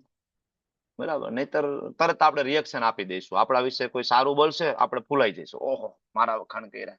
ખરાબ બોલશે, બરાબર, આપણો પારો ચડી જશે તરત. ક્યાં ગયું? ખાલી સવારમાં મંગલા આરતીમાં બોલવાથી થોડું થશે. તૃણાદપી સુનિચેન તરોરપી સહિષ્ણુના અમાનીના માનદેય કીર્તનીય સદા હરિ. તો ખાલી બોલવાથી નહીં થાય કે તૃણાદપી સુનિચેન તરોરપી સહિષ્ણુના. બરાબર, કોઈક થોડુંક કહેતા આપણો પારો ચડી જાય તો રોજ રોજ બોલવાથી શું મતલબ છે? જીવનમાં ઉતારવું પડશે. શ્રવણની સાચી પદ્ધતિ શું? સાધુ સંઘનો મતલબ શું? આપણે રોજ લેક્ચર સાંભળીએ છીએ, રોજ લેક્ચર, રોજ ભાગવતમ સાંભળીએ છીએ, રોજ ભગવદ ગીતા સાંભળીએ છીએ. What is the meaning of shravan? Upanishad શું કહે છે? ઉપનિષદ શ્રવણ ખાલી શ્રવણ નથી. સાધુ સંઘ એટલે શું? હમણાં આપણે મેંગ્લોર જઈશું, બરાબર, આપણને સાધુ સંઘ થશે, સિનિયર વૈષ્ણવો મળશે. વોટ ઇઝ સાધુ સંઘ? ત્યાં જઈને મળી લેવાનું, બરાબર, 2 ડીશ પીરસી દીધી, એટલે સાધુ સંઘ. ઇટ્સ ઓકે, વૈષ્ણવ સેવા છે જ, ગુડ. પણ સાધુ સંઘ ની અંદર 3 ક્રાઇટેરિયા છે: શ્રવણ, મનન, નિધિ વ્યાસનમ. ઉપનિષદ ની અંદર લખેલું છે. પહેલી વસ્તુ શ્રવણ. લેક્ચર આવીને સાંભળવાનો. ખાલી શ્રવણ એટલે શું? ખાલી શ્રવણ થી કઈ નહીં થાય. તમે આ સાંભળો, પછી જયારે આ લેક્ચર પૂરું થાય ત્યારે તમે મનન કરો કે આજે આ લેક્ચર ની અંદર શું શું ચર્ચા થઈ, કયા શ્લોક ઉપર ચર્ચા થઈ, કઈ કઈ એનાલોજી ની વાત કરતા હતા પ્રભુજી, પ્રભુપાદ શું કે છે પર્પટની અંદર. મનન. અને પછી નિધિ વ્યાસનમ, મતલબ એને પ્રેક્ટિકલી એપ્લાય કરો જીવનની અંદર. તમારું શ્રવણ ત્યારે પૂરું થશે કે જ્યારે એ શ્રવણને તમે તમારા જીવનમાં ઉતારી લીધું છે. ખાલી આ શ્લોક વાંચવાથી કઈ નહીં થાય. જીતાત્મન પ્રશાંતસ્ય પરમાત્મા સમાહિત શીતોષ્ણ સુખ દુઃખેશુ તથા માન આપમાનયો. થોડું અપમાન થાય ને આપણો પારો ચડી જાય નહીં, ત્યારે આ શ્લોક યાદ આવવો જોઈએ. એને કહેવાય નિધિ વ્યાસનમ. નહીં ભાઈ, હું ભણ્યો છું શ્લોક, મારે એને જીવનમાં ઉતારવાનું, એને કહેવાય શ્રવણ. જો તમે આ કળા તમને આવડતી નથી, શ્રવણ, મનન, નિધિ વ્યાસનમ, આ કળા તમને આવડતી નથી, મતલબ તમે સાધુ સંઘનો પૂરતો ફાયદો લેતા નથી. જો યાત્રામાંથી આવીને તમારું જીવન પરિવર્તન નથી થતું, મતલબ સાધુ સંઘનો તમે ફાયદો લીધો નથી. બરાબર, જીવન પરિવર્તન થવું જોઈએ. યાત્રામાંથી આવો, સિનિયર વૈષ્ણવોને મળો, ભગવદ ગીતા ભાગવતમના ક્લાસ સાંભળો, તમારા જીવનમાં દેખાવું જોઈએ, તમારા વર્તનમાં, તમારા વાણીમાં, બધે દેખાવું જોઈએ. રાઈટ? તો આ થઈ ગયું યોગારૂઢનું 3 લક્ષણો. હવે આગળના શ્લોકની અંદર બીજા લક્ષણો આવશે, બરાબર. અને આ જે શ્લોક જે છે આગળનો, એ 1 ગ્રેડ ઉપર, જ્ઞાન વિજ્ઞાન તૃપ્તાત્મા, પેલું લક્ષણ. આની અંદર 4 લક્ષણ છે. આગળ 3 હતા, અહીંયા 4 છે. 4 ને 3 7 થઈ ગયા. જ્ઞાન વિજ્ઞાન તૃપ્તાત્મા, કે ભાઈ એને મેળવેલા જ્ઞાન અને સાક્ષાત્કારથી પૂરેપૂરો સંતુષ્ટ. જ્ઞાન વિજ્ઞાન તૃપ્તા. કુટસ્થો, એના પછીનું બીજું લક્ષણ કુટસ્થો, બરાબર, એ આત્મ સાક્ષાત્કારમાં સ્થિત થઈ ગયો. હવે તમે એને ચલાવી ના શકો. એ સ્ટેબલ. ઈશ્વર પરમ કૃષ્ણ, જીવેર સ્વરૂપ કૃષ્ણ નિત્યદાસ, એને 2 વસ્તુની ખબર પડી ગઈ. કુટસ્થો, હવે તમે એને ગમે બીજી ફિલોસોફી, બરાબર, સમજાવો તો એ સમજે નહીં, પૂરું થઈ ગયું કુટસ્થો. અને પછી વિજિતેન્દ્રિય. જીતેન્દ્રિય, અધ્યાત્મમાં સ્થિત થઈ જાય અને મનને જીતી લીધું છે. વિજિતેન્દ્રિય યુક્ત ઇતિ ઉચ્યતે યોગી, બરાબર. સમલોષ્ટ અસ્મ કાંચન. લોષ્ટ એટલે કાકરા, અસ્મ એટલે પથ્થર, અને કાંચન એટલે સોનું. સમદર્શી, એના માટે આ બધું સમાન થઈ જાય. એક સ્ટેજ ઉપર પથ્થર હોય તો ભલે, કાકરા હોય તો ભલે, સોનું હોય તો ભલે, આ લેવલ આવી જાય. જ્ઞાન વિજ્ઞાન તૃપ્તાત્મા, કુટસ્થો, વિજિતેન્દ્રિય અને સમલોષ્ટાસ્મક કાંચન. સમલોષ્ટાસ્મક કાંચન. રાઈટ? તો અહીંયા જ્ઞાન વિજ્ઞાન તૃપ્તાત્મા, તો કયું જ્ઞાનની વાત કરે છે? કયું જ્ઞાન? ભૌતિક વિજ્ઞાન, બાયોલોજીનું જ્ઞાન, કયું ગણિતનું જ્ઞાન? એટલે પ્રભુપાદ શરૂઆત ત્યાંથી કરે છે કે ભાઈ કયું જ્ઞાન? પરમ સત્યના સાક્ષાત્કાર વિનાનું પુસ્તકયું જ્ઞાન નિરુપયોગી છે. કયું જ્ઞાન? પરમ સત્યનો સાક્ષાત્કાર. બરાબર. એટલા માટે ભક્તિ રથામૃત સિંધુનો જો શ્લોક પ્રભુપાદ ટાકે છે, અતઃ શ્રી કૃષ્ણ નામ આદિન ન ભવેત ગ્રાહ્યમ ઇન્દ્રિયે સેવોન્મુખે હિ જિહ્વાદો સ્વયં એવ સ્ફુરત્ય. ભૌતિક રીતે દૂષિત થયેલી આપણી ઇન્દ્રિયો છે, એનાથી આપણું ભગવાનના નામ, રૂપ, ગુણ, એની દિવ્ય પ્રકૃતિને આપણે નહીં સમજી શકીએ. આપણે નથી સમજી શકતા. સેવન્મુખે જીહવા દો, જીહવાને પેલા ભગવાનની સેવામાં લગાડી દો. ઓટોમેટિક આ બધું સ્વયં એવ સ્ફુરત્ય. બરાબર. તો જીહવાને ભગવાનની સેવામાં ભગવાનના નામ, ભગવાનનો પ્રસાદ આની અંદર લગાડી દો. આ બે વસ્તુ બહુ મહત્વની છે. સવારની 16 માળા અને કૃષ્ણને અર્પણ ના કર્યું હોય એવી કોઈ પણ વસ્તુ આ જીભ ઉપર મૂકવી નહીં. કોઈ પણ વસ્તુ ભક્ત દ્વારા ના બનાવેલી હોય એવી કોઈ પણ વસ્તુ ક્યારેય ગ્રહણ કરવી નહીં. ભક્તિમાં ઉન્નત થવું હોય, આ જ જીવનની અંદર ભગવત ધામ પ્રાપ્ત કરવું હોય તો આની ચાવી છે. સવારમાં 16 માળા, 4 નિયમનું પાલન. 4 નિયમનું પાલન એ તમે ત્યારે જ કરી શકશો કે જ્યારે સેવન મુખે જીહવા દો. જીહવા એટલે તો આપણે જ્યારે તાર મધ્ય જીહવા હતી ગાય છે ને મહાપ્રસાદે ગોવિંદેમાં, તાર મધ્ય જીહવા હતી. જીહવા બરાબર પાડી દે, સારા સારાને પાડી દે. બરાબર. મોટા મોટા સાધુને પાડી દે, બોલવામાં પાડી દે અને ખાવામાં પાડી દે. બરાબર. તો જીહવા ભગવાનની સેવામાં લાગશે ઓટોમેટિક. આ થઈ ગયો પહેલો મુદ્દો કે ભાઈ કયું જ્ઞાન. બીજું છેલ્લું પ્રભુપાદજી ભાવાર્થની અંદર પેરેગ્રાફ નંબર 2 ની અંદર સમજાવે છે કે કોણ આ જ્ઞાન આપી શકે. કોણ આપી શકે? ભગવદ્ ગીતા કૃષ્ણ ભાવનામૃતનું વિજ્ઞાન છે. કેવળ દુન્યવી વિદ્વતાથી કોઈ મનુષ્ય કૃષ્ણ ભાવના પ્રાણ થઈ શકતો નથી. તે શુદ્ધ ચેતનાયુક્ત વ્યક્તિનું સાનિધ્ય મેળવવા ભાગ્યશાળી હોવો જોઈએ. કૃષ્ણ ભાવના પ્રાણ વ્યક્તિને કૃષ્ણ કૃપાથી જ્ઞાનનો સાક્ષાત્કાર થાય છે, કારણ કે તે વિશુદ્ધ ભક્તિથી સંતુષ્ટ રહે છે. સાક્ષાત્કારજન્ય જ્ઞાન વડે તે પૂર્ણ બને છે. આધ્યાત્મિક જ્ઞાન દ્વારા મનુષ્ય પોતાના સંકલ્પોમાં દ્રઢપણે સ્થિર રહી શકે છે, પરંતુ માત્ર શૈક્ષણિક જ્ઞાનથી બાહ્ય વિરોધાભાસો દ્વારા સહેલાઈથી મોહિત થઈ જશે. થોડું સુખ દુઃખ આવ્યું ને, ગમે એવી ડિગ્રી હોય ને, મોટા મોટા લોકો સુસાઇડ કરી લે. પછી ભલે ને આઈઆઈટી કર્યું હોય, પોતે આઈએએસ હોય, આઈપીએસ હોય, હજારો ઉદાહરણો છે. ચેટ જીપીટી ને પૂછો ને ભાઈ, બરાબર. હાઈલી એજ્યુકેટેડ લોકો સુસાઇડ કરી લે. વાય? બાહ્ય વિરોધાભાસો દ્વારા સહેલાઈથી મોહિત. પ્રભુપાદ લખે છે ને તાત્પર્યમાં, એનો મતલબ એ થાય છે. ઓકે.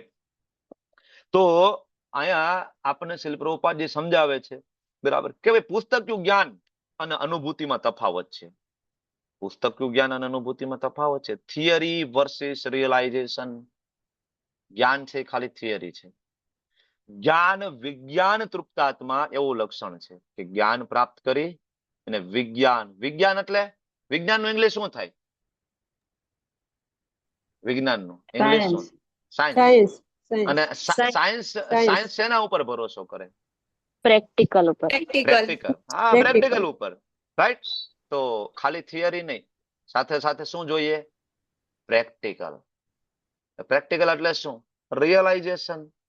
ખાલી અહીંયા આગળ આપણે જોયું માન અપમાનીઓ વાંચવાથી કઈ નહીં થાય. તમે એમ કહો કે ગોરા રામે ગોરા રામે, હું તો ભાઈ મહાપ્રભુનો ફોલોવર છું, ભાઈ હું તો, અમે ઇસ્કોન વાળા છીએ, બરાબર. પછી તિલક કર્યું હોય અને જયારે આપણું વર્તન બગડશે ને, કાલે જ હું સદાચારનો એક લેક્ચર સાંભળતો હતો, તો સરસ મજાનું એક ઇન્સિડન્ટ, શ્રી પ્રભુપાદજીના personal secretary his holiness Sat Swarup મહારાજ, સત સ્વરૂપ ગોસ્વામી મહારાજ, એમાં સેક્રેટરી હતા, પર્સનલ સેક્રેટરી.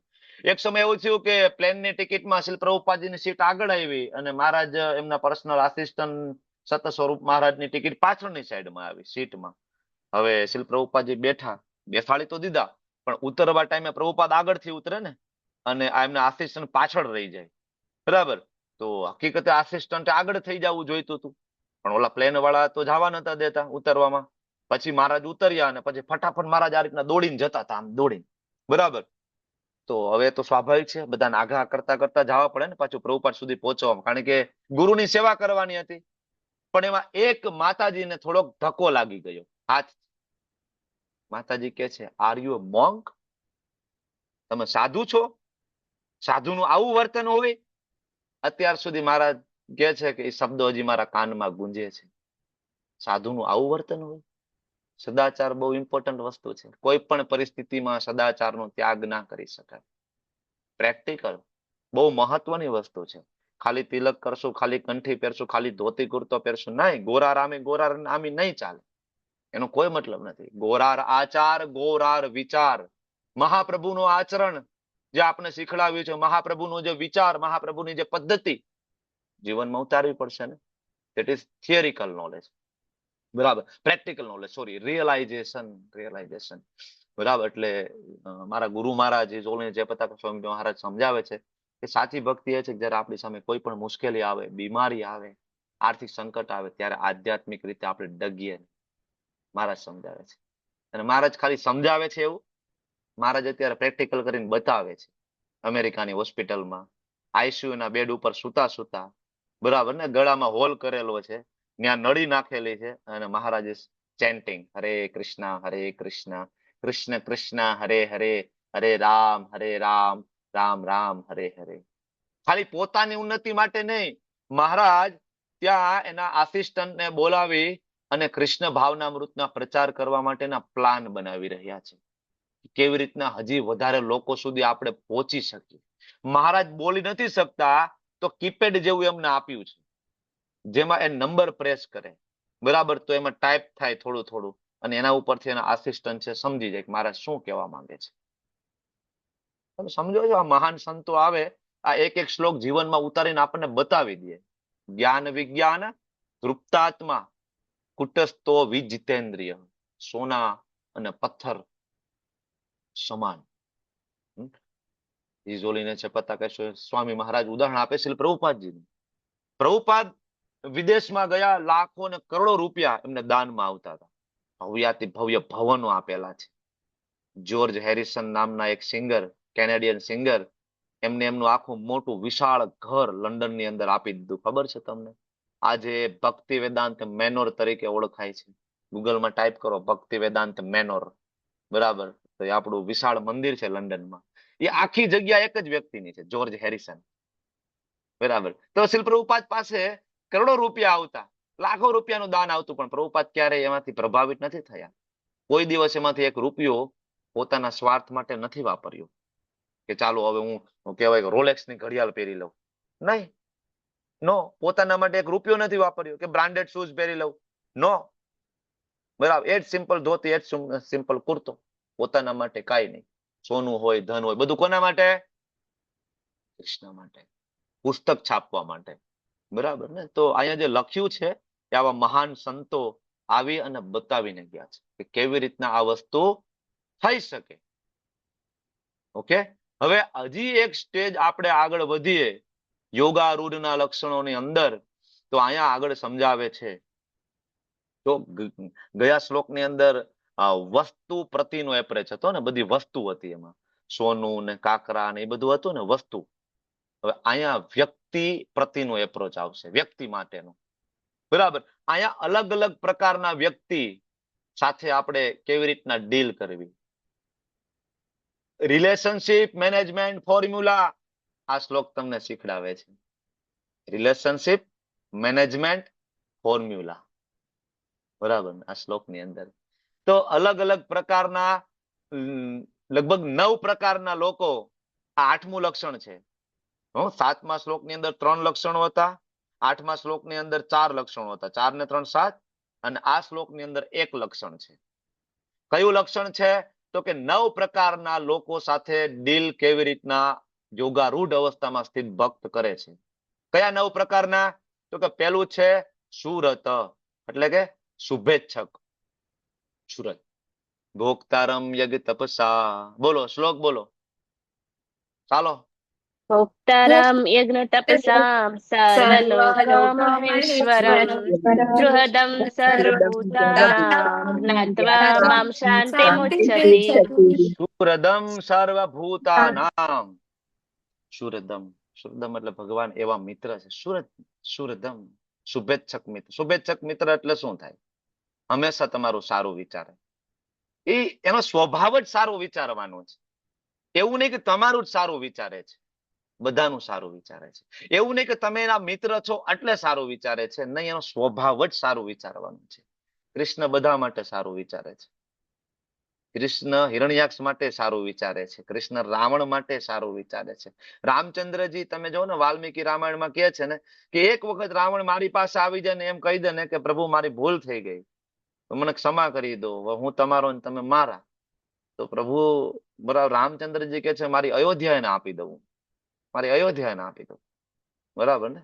હનુમાનજી મહારાજ કે છે કે અયોધ્યા તમે એને આપી દેશો બરાબર, તો તમે તમારા ભાઈ ભરતને શું આપશો? ભરતને હું મારું વૈકુંઠ આપી દઈશ. અચ્છા, તમે વૈકુંઠ ભરતને આપી દેશો, તમે ક્યાં રહેશો? અરે હું તો મારા ભક્તોના હૃદયમાં છું ને. ભગવાન રામચંદ્રજી ત્યાં વચન આપે છે કે કોઈ વ્યક્તિ કોઈ રામચંદ્રજીના શરણે જાય તો રામચંદ્રજી એમ કે છે કે મેં વ્રત લીધું છે એને અભયદાન આપવાનું. શ્લોક છે, તમે નાખો ChatGPT માં આ શબ્દો એટલે તમને ત્યાં શ્લોક આપશે તમને. બરાબર, શ્લોક છે. રામચંદ્રજી વચન આપે છે. તો સુરદ કે એ બધાનું સારું કરવા માટે એનો સ્વભાવ છે. આટલા પહેલી વસ્તુ, એક પ્રકારની કેટેગરી. બીજું મિત્ર. સુરદ મિત્ર. મિત્ર એટલે સ્નેહયુક્ત હિતેચ્છુ. આપણે કે તમારો મિત્ર છે એટલે એ તમારું સારું વિચારશે. હું વિશાલ પ્રભુનો મિત્ર છું, વિશાલ પ્રભુ માટે હું સારું વિચારું. વિક્રમી પ્રભુનો મિત્ર છું તો એના વિશે હું સારું વિચારું, પણ હું જેનો મિત્ર નથી એના વિશે હું સારું વિચારું નહીં. આ બીજી કેટેગરી થઈ ગઈ. ત્રીજું છે સુરદ મિત્ર અરી. અરી એટલે શત્રુ, જે તમારું અહિતી છે. એના પછી આવે ઉદાસીન. ઉદાસીન વ્યક્તિ એટલે કે એ બે લોકો ઝઘડા કરતા હોય તો એ તટસ્થ રહે. ઉદાસીન, મારે કઈ લેવા દેવા નહીં, આપણે શું. બરાબર, ઉદાસીન. પાંચમી વ્યક્તિ છે મધ્યસ્થ. મધ્યસ્થ, જો શ્લોકના શબ્દ એક એક હું લેતો જાઉં છું. મધ્યસ્થ, મધ્યસ્થી કરાવવાનો, વચ્ચે પડે. બરાબર, ઝઘડો થાય વિક્રમી પ્રભુનો વિશાલ પ્રભુનો, વચ્ચે પડીએ આપણે, મધ્યસ્થી કરાવનાર. બરાબર, મધ્યસ્થ. પછી એના પછી આવે દ્વેષ્ય, મતલબ ઈર્ષા કરનાર, તમારું સારું ના જોઈ શકે, બીજાને હેરાન કરવાની ઈચ્છા હોય, દ્વેષ્ય. એના પછી શબ્દ છે બંધુ. શું? એટલે સગા અને સંબંધીઓ, જેની સાથે તમારો પારિવારિક સંબંધ છે, કાકાના દીકરા, મામાના દીકરા, એ બધા બંધુ શું કહેવાય. અને સાધુ. શું? સાધુ એટલે સાધુજનો, બરાબર, જે ધર્મનું પાલન કરતા હોય. અને છેલ્લો શબ્દ છે પાપેસુ. પાપેસુ એટલે જે ધર્મનું પાલન નથી કરતા. રાઈટ? તો આ 9 પ્રકારના લોકો સાથેની ડીલિંગ કેવી હોય? તો સાચા શુભેચ્છકો, પ્રિય મિત્રો, તટસ્થ લોકો, મધ્યસ્થી કરાવનાર, દ્વેષી જનો, શત્રુઓ, મિત્રો, પાપી, પુણ્યાત્માઓ સમાન ભાવે જુએ છે. હારું અઘરું નહીં? શત્રુ અને મિત્રને સમાન ભાવે કઈ રીતના જોવું? આપણે તો એક કડવો શબ્દ કોઈ કહી દીધો હોય, આખી જિંદગી યાદ રહે, બીજી વાર યાત્રામાં ભેગો થાય પેલા એ જ યાદ આવે. આ પ્રભુજી ઓલા જ છે. હા બરાબર, લાસ્ટ ટાઈમ ઝઘડો નતો થયો એ પ્રભુજી આવી રીતના બોલતા હતા.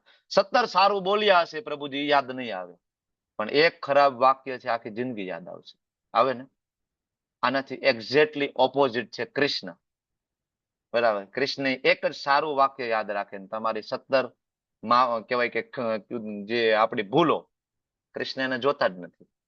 કૃષ્ણ એને જોતા નથી, એટલે તો આપણે ઊંધા જગતમાં છીએ. એટલે આપણે 15મા અધ્યાયનો પહેલો શ્લોક છે ને, હા બરાબર, કે આપણે ઊંધા વૃક્ષમાં છીએ. એક્ઝેક્ટલી ઓપોઝિટ નેચર છે આપણા કરતા, કારણ કે ઊંધી જગ્યાએ છીએ ને.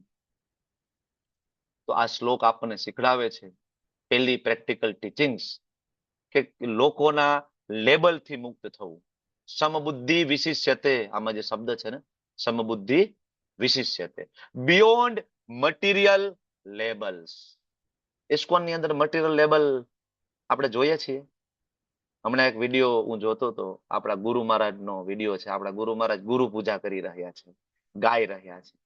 ગુરુ મહારાજ ગાઈ રહ્યા છે. ગુરુ મહારાજ ઇઝ યુરોપિયન બોડી, એક્ઝેક્ટલી બાજુમાં બરાબર આફ્રિકાના એક મહાન સંત, મહાન સંન્યાસી, એકદમ બ્લેક, મહારાજ એકદમ વ્હાઈટ. એક્ઝેક્ટ એની પાછળ હિઝ હોલીનેસ રાધાનાથ સ્વામી મહારાજ, એકદમ વ્હાઈટ. એની બાજુમાં હિઝ હોલીનેસ ભક્તિ વિકાસ સ્વામી મહારાજ, બરાબર. પણ બધા એક સાથે એકાબીજાને ગળે મળી રહ્યા છે, ઉત્સાહથી ગુરુ પૂજા ગાઈ રહ્યા છે. જૂનો વિડીયો છે, તમે લોકો જોજો, મળી જશે, બરાબર. તો બિયોન્ડ ધ મટીરિયલ લેવલ, ભૌતિક જગતના લોકો આપણી સાથે વર્તન કરશે ને સ્વાર્થ મુજબ, અને ભક્તો વર્તન કરશે આત્માના સ્તર ઉપર. કારણ કે બધા કૃષ્ણના અંશ છે, બરાબર. એટલે એક વસ્તુ સમજવાની છે કે ક્યારેક આપણી કોઈ પ્રશંસા કરે શુરદ વ્યક્તિ, ત્યારે હવામાં ના આવડું, અને ક્યારેક આપણી કોઈ ઈર્ષા કરે દ્વેષ્ય વ્યક્તિ, તો હિંમત ના હારવી, બરાબર. અને બીજું આની અંદર એક શીખવા જેવું છે, સાધુ શું અપિચ પાપે શું, કમ્પેન્શન ફોર ઓલ. સાધુ માટે તમને કરુણા હોય, પાપી માટે પણ કરુણા હોવી જોઈએ.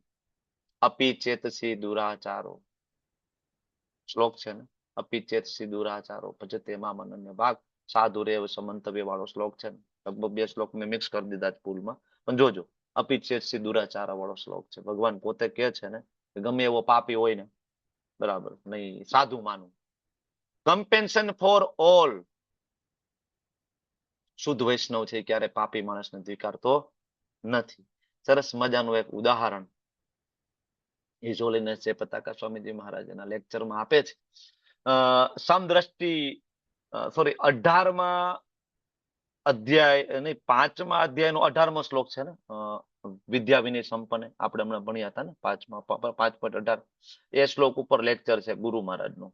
એમાં ગુરુ મહારાજ શ્રીધામ માયાપુરની અંદર જે લેક્ચર લે છે, તો ગુરુ મહારાજ એમાં એક સરસ એક્ઝામ્પલ આપે છે. કોનું? ડોક્ટરનું એક્ઝામ્પલ. સરસ પ્રેક્ટિકલ એક્ઝામ્પલ છે ને, કે કોઈ ડોક્ટર હોય, બરાબર, ધારો કે હું છું, બરાબર, તો મારી ઓપીડીમાં કોઈ વ્યક્તિ, કોઈ પ્રતિષ્ઠિત સજ્જન આવે, સાધુ માણસ, અને કોઈ ખૂની આવે, તો એમાં મારી ટ્રીટમેન્ટમાં કોઈ ફેર પડે? કોઈ મારી દવા આપવાની પદ્ધતિમાં, મારી ઓપરેશન કરવાની પદ્ધતિમાં ફેર પડે? મને બે ઉપર એટલી કરુણા છે કે બે જલ્દી સાજા થઈ જાય, રાઈટ? ક્રિમિનલ હોય તો પણ ભલે, ને સાધુ હોય તો પણ ભલે. ડોક્ટર એનાલોજી, ડોક્ટર અને દર્દીઓ, સરસ મજાની એનાલોજી મહારાજ આપે છે. ડોક્ટર કોઈ દિવસ ડિફરન્શિએટ ના કરે કે હિન્દુ છો, મુસ્લિમ છો, શીખ છો, ઈસાઈ છો, સ્ત્રી છો, પુરુષ છો. ડોક્ટર હંમેશા કેવું હોય? કમ્પેશન ફોર ઓલ, બધા ઉપર કરુણા. મહારાજનું લેક્ચર છે શ્રીધામ માયાપુરની અંદર. ગોર પૂર્ણિમા ઉત્સવ હતો ને, ત્યારે મહારાજે આ લેક્ચર આપ્યો હતો, 5.18 લગભગ શ્લોક ઉપર, સમદ્રષ્ટિનું વિજ્ઞાન. તો આ રીતના શુદ્ધ ભક્ત હોય, યોગી હોય, સંસારના બધા જીવોને સમાન દ્રષ્ટિથી જોવે. ઓકે, હવે આજે આ શ્લોક બહુ કામનો એટલા માટે છે આપણે કે આજકાલના સમયમાં આપણે ઓફિસ જાય, બિઝનેસમાં જઈએ, તો ત્યાં બહુ બધું પોલિટિક્સ ચાલી રહ્યું છે બધી જગ્યાએ, છે ને, કે ભાઈ આ અમારા વાળા, બરાબર. ખાસ તો અહીંયા તમે જો ગુજરાતની અમુક અમારા મેડમ છે એ જાતા હોય જોબમાં, બરાબર, તો ત્યાં અમુક કેવાય બહાર ના હોય ને, તે બધા પોતપોતાનું ગ્રુપ બનાવી લે, ભાઈ અમારું મરાઠી ગ્રુપ છે. એ લોકો પછી એટલા જ વાતો કરે, આ ગુજરાતી વાળા જુદા, ભાઈ આવડો હિન્દી વાળું જુદું, આવી રીતના નહીં. કમ્પેન્શન ફોર ઓલ, બધા કૃષ્ણના બાળકો છે, બરાબર. તો આ શ્લોકની અંદર હાઈએસ્ટ ફિલોસોફી આપી છે. ભૌતિક સંબંધો પળે પળ બદલાતા રહેશે. આજનો મિત્ર તમારો આવતીકાલનો શત્રુ બની શકે છે. તો લોકોના વ્યવહાર પાછળ મન બગાડવું નહીં. આપણે આપણી ચેતનાને હરે કૃષ્ણ મહામંત્રમાં લગાડવી. આજે કોઈક તમારા વખાણ કરશે અને એને વ્યક્તિ કાલ તમને ગાળો પણ આપશે. આપણે એમાં પડવાનું નથી. વખાણ કરે તો ફૂલાઈ નથી જવાનું, કોઈ ગાળો આપે તો આપણે હિંમત હારી નથી જવાની. ઇટ્સ ઓકે, છોડો, બરાબર. આપણું કામ આપણે ફરીથી યાદ કરો, ઉતરી જવાનું છે. આપણે બેઠું નથી અહીંયા, આપણે પરમેનન્ટ નથી, ઉતરી જવાનું છે ભાઈ. ઓકે, હવે આગળના જે શ્લોક છે 10 થી લઈને 32, આખો વિભાગ અહીંથી બીજો ચાલુ થાય, સેકન્ડ પાર્ટ આ અધ્યાયનો. એમાં અષ્ટાંગ યોગના જે તબક્કા છે ને, યમ, નિયમ, આસન, પ્રાણાયામ, પ્રત્યાહાર, ધારણા, ધ્યાન, સમાધિ સમજાવેલું છે.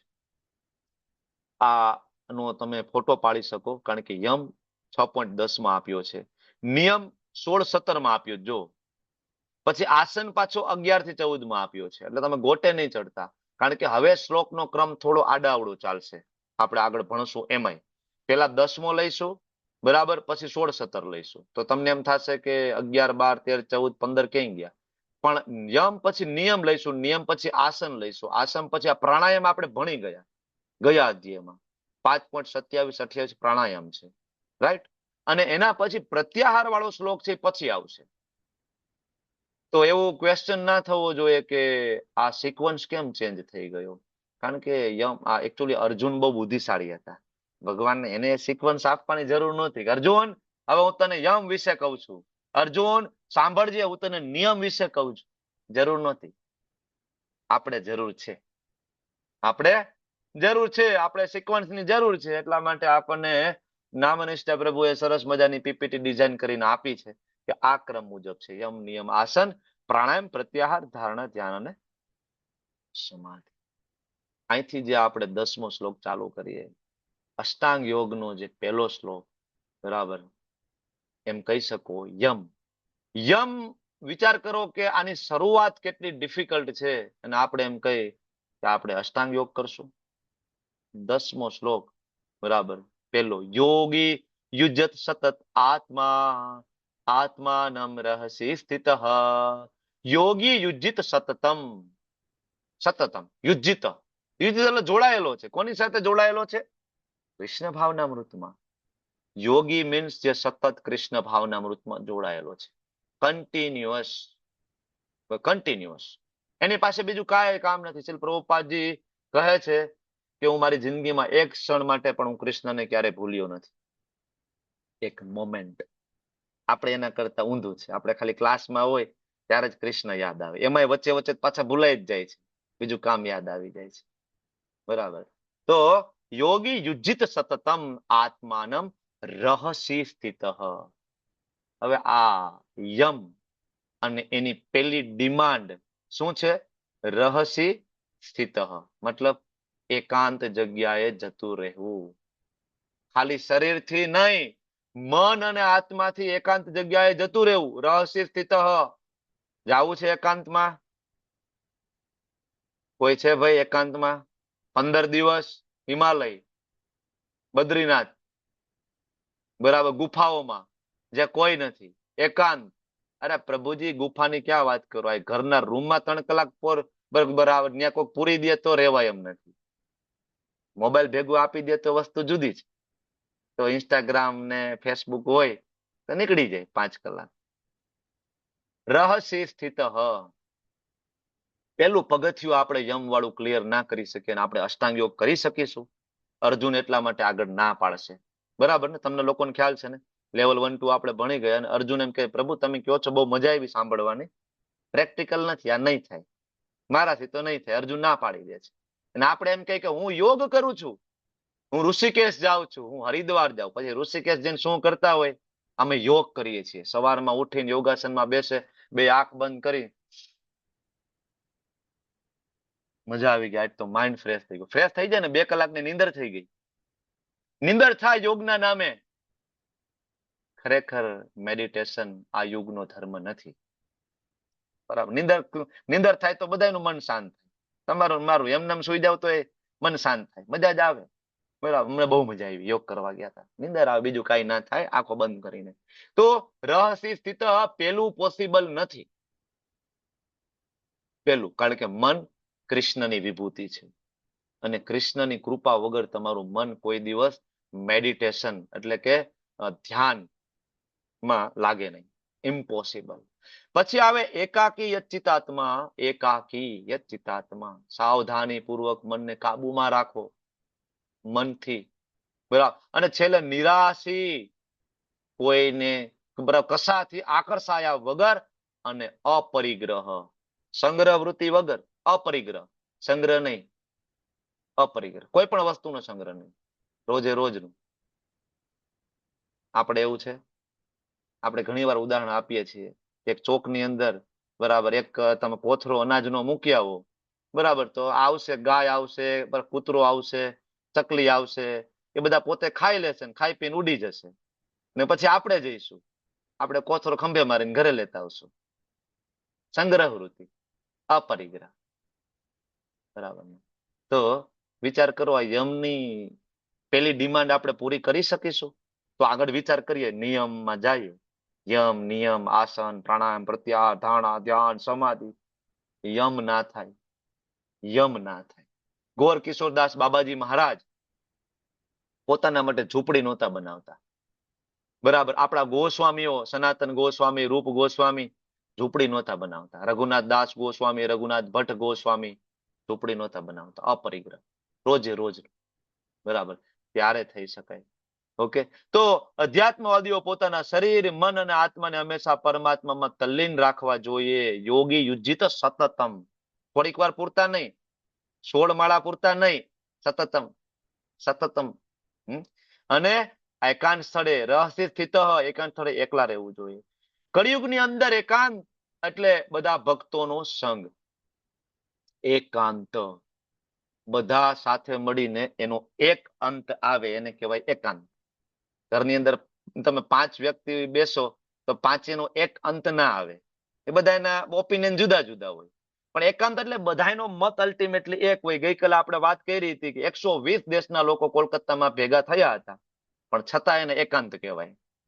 120 દેશના લોકો ભેગા થઈને એકાંત કેવી રીતના? એકાંત કારણ કે બધા મળીને એક જ વસ્તુ કરીએ. શું? હરે કૃષ્ણ, હરે કૃષ્ણ, કૃષ્ણ કૃષ્ણ, હરે હરે, હરે રામ,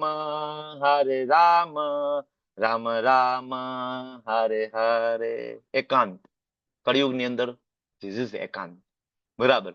તો શ્રી પ્રભુપાદજી નો ભાવાર્થ તમે વાંચશો તો તમને ખ્યાલ આવશે. પ્રભુપાદ એમાં સમજાવે છે કે મન, શરીર અને આત્મા પરમેશ્વરમાં તલ્લીન, પણ ક્યાં? અહીંયા કહ્યું ને, યોગી યુજિત સતત આત્માનમ. ક્યાં તલ્લીન રાખવાના? બ્રહ્મમાં, પરમાત્મામાં કે ભગવાનમાં? ક્યાં તલ્લીન રાખવાના? બોલો, ક્યાં તલ્લીન રાખવાના? એટલે પ્રભુપાદ બ્રહ્મ, પરમાત્મા અને ભગવાન શ્રીમદ ભાગવતમના પહેલા કેન્ટો ના બીજા અધ્યાયની અંદર જ ચર્ચા થાય છે. બ્રહ્મેતિ પરમાત્મેતિ ભગવાનિતિ શબ્દતે. બ્રહ્મ ભગવાનના શરીરમાંથી નીકળતું તેજ, બ્રહ્મણો હિ પ્રતિષ્ઠા અહમ. પરમાત્મા જે ભગવાન આપણા હૃદયમાં શિરોદક્ષાય વિષ્ણુ તરીકે આપણે બરાબર ત્યાં બિરાજમાન થાય, લોકલાઇઝ સ્વરૂપ ભગવાન. સર્વસ્ય ચાહમ હૃદય સન્નિવિષ્ટો, હું જ છું, કૃષ્ણ કહે છે, પરમાત્મા. અને ભગવાન મત પરતરમ નાન્ય, મારાથી ઉપર કોઈ તત્વ નથી, પરમાત્મા પણ નહીં, બ્રહ્મ પણ નહીં, નો બડી, મારાથી ઉપર કોઈ છે નહીં. 7.7. તો મન ક્યાં લગાડવાનું? એટલે પ્રભુપાદ ક્લેરિટી આપે છે. યોગી યુજ્જત સતત આત્માનમ, રહસ્ય સ્થિત, બરાબર છે, પણ ક્યાં? આત્માને ક્યાં તલ્લીન કરવાનું છે? કૃષ્ણમાં, નિર્વિશેષ બ્રહ્મમાં નહીં, પરમાત્મામાં નહીં, કારણ કે એ બંને આંશિક સાક્ષાત્કાર છે, પૂર્ણ સાક્ષાત્કાર નથી. આ પહેલી વસ્તુ પ્રભુપાદ પહેલા પેરેગ્રાફમાં. સામે જે બીજો પેરેગ્રાફ તમને દેખાય છે, આમ હોવા છતાં, એ પેરેગ્રાફની અંદર શ્રી પ્રભુપાદ સમજાવે છે એકાંતવાસ. આપણે વાત કરી ને, એકાંત means always remember Krishna, never forget Krishna. Always remember Krishna and never forget Krishna. That is એકાંત. બરાબર, પ્રભુપાદ એ વસ્તુ ત્યાં સમજાવે છે. એકાંતવાસ એટલે મનને એકાગ્ર કરવું, ધેટ ઇઝ સમાધિ, બાહ્ય વિષયોના ઉપદ્રવોથી અલિપ્ત, એકાંતવાસ. તમે સામે ત્રીજો જે પેરેગ્રાફ જોવો છો, બરાબર, એમાં સંગ્રહ ભાવથી મુક્તિ આપમેળે આવી જશે. એના માટે અલગ પ્રયત્ન કરવાની જરૂર નથી. હમણાં આપણે વાત કરી ને કે મનુષ્ય સંગ્રહ વૃત્તિમાં બરાબર ડૂબેલો છે, એટલે પ્રભુપાદ ત્યાં સમજાવે છે. તેના માટે શું કરવાનું? તમે પ્રત્યેક કૃષ્ણ ભક્તિમાં પોરવાઈ જાઓ. અનાસક્ત્ય વિષયાન યથાર્હમ ઉપયુજ્યત નિર્બંધ કૃષ્ણ સંબંધે યુક્તમ વૈરાગ્ય ઉચ્યતે. પ્રાપ્તિકતયા બુદ્ધ્યા હરિ સંબંધી વસ્તુનઃ મુમુક્ષુભિઃ પરિત્યાગો વૈરાગ્યમ ફલ્ગુ કથ્યતે. ફલ્ગુ વૈરાગ્ય, યુક્ત વૈરાગ્ય, બંનેની વ્યાખ્યા પ્રભુપાદ ત્યાં સમજાવે છે. ભાઈ કૃષ્ણની સેવામાં લાગી જાઓ, બાકીનું બધું એની મેળે થશે, એની મેળે થશે. એટલે ચોથો જે પેરેગ્રાફ સામે લખેલો છે, કૃષ્ણ ભાવના યુક્ત મનુષ્ય સારી રીતે જાણે છે વાળો પેરેગ્રાફ, ત્યાં પ્રભુપાદ સમજાવે છે કે ઉત્તમ ભક્તિના લેવલ ઉપર તમે જયારે આવો છો, સંગ્રહ ભાવ આપમેળે તમારો જતો રહે છે, બાય પ્રોડક્ટ છે. બરાબર. એટલે શ્રીલ પ્રભુપાદજી તાત્પર્યમાં અનાસક્તિ શું છે એ આખું સમજાવે છે. અનાસક્તિ કેવી રીતના સંગ્રહ વૃત્તિમાંથી આપણે બહાર નીકળીશું. કોઈ વ્યક્તિ ભગવાનની ભક્તિ કરે, બરાબર, ઓટોમેટિક અનાસક્ત થઈ જાય. આસક્ત અને અનાસક્ત શું? એ ભક્તિ કરતો હોય ને સાથે સાથે ભૌતિક વસ્તુની આસક્તિ હોય તો એ વ્યક્તિને આસક્ત કહેવાય. ભક્તિ કરતો હોય અને સાથે સાથે ભૌતિક વસ્તુની આસક્તિ, બરાબર, એ આસક્તિ હોય આસક્ત કહેવાય. એટલે એક હોય અનાસક્ત, જેમ કે સુદામા બ્રાહ્મણ, કૃષ્ણના મિત્ર, બરાબર, ને ગુરુકુળમાં સાથે ભણ્યા. તો આપણને પ્રશ્ન એ થાય કે સુદામા બ્રાહ્મણ આટલા ગરીબ હતા અને કૃષ્ણ કહે છે કે હું તો મારા ભક્તોની જરૂરિયાતો પૂર્તિ કરું છું, હું તેને બધું આપું, ખાવા પીવાનું બધું. તો સુદામાની કેમ નહીં પૂરી કરી હોય જરૂરિયાત? શ્રીલ વિશ્વનાથ ચક્રવર્તી ઠાકુર એમના ટીકામાં સમજાવે છે કે સુદામા અનાસક્ત ભક્ત હતા. જો આસક્ત ભક્ત હોય, અનાસક્ત ભક્ત, આપણે બધા જે આસક્ત ભક્ત છીએ, આસક્ત, બરાબર. એક ભક્ત હોય અનાસક્ત ભક્ત, જે ઉપરના લેવલનો ભક્ત છે. સુદામા બ્રાહ્મણ અનાસક્ત ભક્ત હતા, બરાબર. એ સ્વયં નહોતા ઈચ્છતા કે એને કઈ જોઈ, ઘર, કપડા, મકાન, ધન કાંઈ નહોતું જોયું, ઈચ્છતા નહોતા. અચ્છા, તો પછી સુદામાને શું કામ બધું આપ્યું? પછી આપ્યું ને ભગવાને પોરબંદરમાં. શું કામ આપ્યું? કારણ કે સુદામા અનાસક્ત ભક્ત હતા ને, એનો એને ગર્વ થઈ ગયો હતો કે હું કેટલો બધો ત્યાગી છું. જોયું? મારે કાંઈ નથી જોઈતું. તો ભગવાને એને બધું એક સમય આપી દીધું, બરાબર, કે એ ગર્વ વાળો જે ભાવ છે એમાંથી એનો ભક્ત નીકળી જાય બારે. એટલા માટે તો આ રીતે ત્રણ પ્રકારના ભક્ત, આસક્ત, એક અનાસક્ત. પણ ભગવાન જે કહે છે એ એના હજી એક એની ઉપરનું લેવલ, આસક્ત પણ નહીં અને અનાસક્ત પણ નહીં. આપણે બધા આસક્ત છીએ. ભગવાનના હાઈ લેવલના ભક્તો આસક્ત પણ ના હોય ને અનાસક્ત પણ ના હોય. તો કેવા હોય? તો કે ભાઈ વસ્તુ પોતાની પાસે હોય તો એ બધી ભગવાનની સેવામાં વાપરી દે. બધું કૃષ્ણનું છે તો કૃષ્ણ માટે જ વાપરીએ ને. એને કહેવાય આસક્ત પણ નથી અને અનાસક્ત પણ નથી. તમારી પાસે 1 કરોડ રૂપિયા હોય તો દાન આપી દો. અમે એવું નથી કહેતા કે અમે અનાસક્ત છીએ અને અમારે પૈસા નથી જોતા. 1 કરોડ રૂપિયા આપી દો અને એ આપણે બેંગ્લોરમાં જમા કરાવી દઈએ ભગવાનની સેવામાં. બરાબર. તો એવું નથી કે આસક્ત છીએ કે તમે પૈસા આપો ને પોતાનામાં વાપરી લઈએ. એવું નથી કે અમે એમ કહીએ ભાઈ અમે તો અનાસક્ત છીએ, વૈરાગી, અમે પૈસાને ટચ ના કરીએ. નહીં, એવું નથી.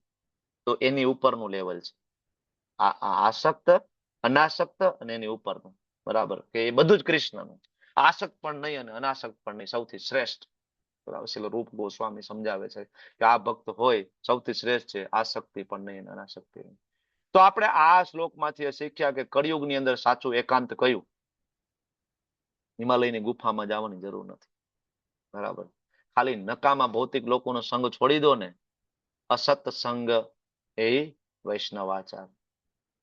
વૈષ્ણવાચાર એટલે ભૌતિક લોકો જે હોય ને, અલ્ટ્રા મટીરિયલિસ્ટિક સોશિયલ પર્સન હોય ને, આ બધાના સર્કલમાંથી બહાર નીકળી જાય આપણે ધીમે ધીમે.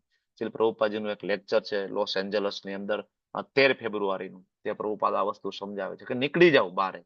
જ્યાં સુધી ભૌતિક લોકોનો સંગ કરશો તમે ભક્તિ નહીં કરી શકો. પ્રભુપાદ ચોખ્ખું સમજાવે ત્યાં. આ પહેલી વસ્તુ આ શ્લોકમાંથી શીખવાની. બીજું આ શ્લોકમાંથી આપણે શીખવાનું છે માલિકીના ભાવનો ત્યાગ, અપરિગ્રહ.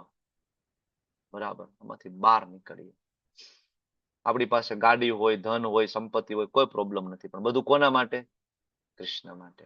એટલે હિઝ હોલીનેસ જયપતાકા સ્વામીજી મહારાજ એમનું એક લેક્ચર, જપ સેમિનાર ટોક, શ્રીધામ માયાપુર, એની અંદર મહારાજ એક સરસ મજાની એનાલોજી આપે છે, the close door analogy. The close door analogy, કે જ્યારે તમે તમારા ઓફિસમાં કોઈ મહત્વનું કામ કરતા હોય ત્યારે તમે શું કરો? દરવાજો બંધ કરી દો.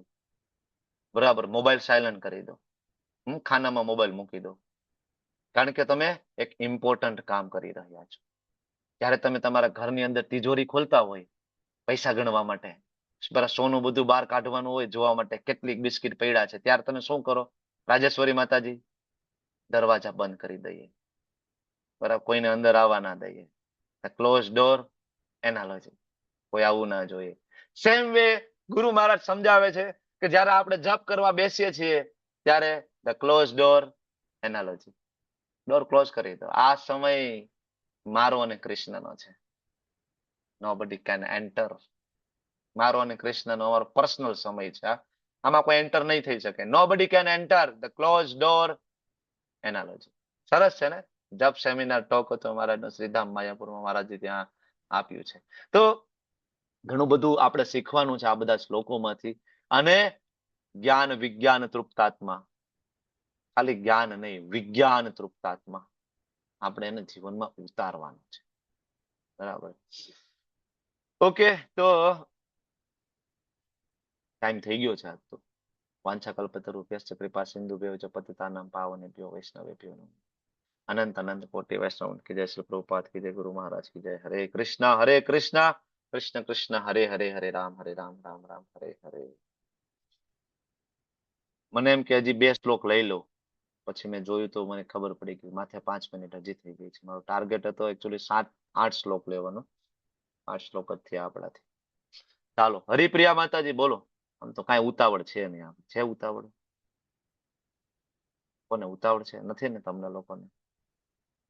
કોક હા ના તો કયો તો ખબર પડે. હા પ્રભુજી ઉતાવળ છે, 10-10 શ્લોક લેવા માંડો તમે. ના ના, કોઈ પ્રભુજી ઉતાવળ ઉતાવળ નથી. નથી. ડિટેલમાં જશે. બોલતા ના ધીમે પ્રભુજી ઉતાવળ લ્યો, નથી. ધીમે ધીમે. બોલો. ઉતાવળ નહીં હોય કારણ કે સીબી આવે ને થોડું લેટ થાય તો. હા, જો આમાં પાછળ આ તો સકામ વૃત્તિ થઈ ગઈ તમારી. કૃષ્ણ પ્રત્યે પ્રેમ નથી દેખાતો આની અંદર. હા, સ્વાર્થ છે, સ્વાર્થ. ના પ્રભુજી એવું સ્વાર્થ નહીં, છે. પણ ભગવાન ડિટેલમાં હમણાં ના કીધું, આપણને પ્રભુપાદ ના સમજાવ્યું કે જગત ની અંદર દરેક સંબંધોની પાછળ સ્વાર્થ રહેલો છે. સ્વાર્થ દરેક છે. વૃત્તિની અંદર સ્વાર્થ રહેલો છે. ઓકે ઓકે, બોલો ધાર્મી માતાજી, શું કયો છો? પ્રભુજી પ્રભુજી રેકોર્ડિંગ નવમું સ્ટોપ કરો. રેકોર્ડિંગ. શું કયો છો? રેકોર્ડિંગ ચાલુ છે? ચાલો, બંધ હા કરો. ચાલો.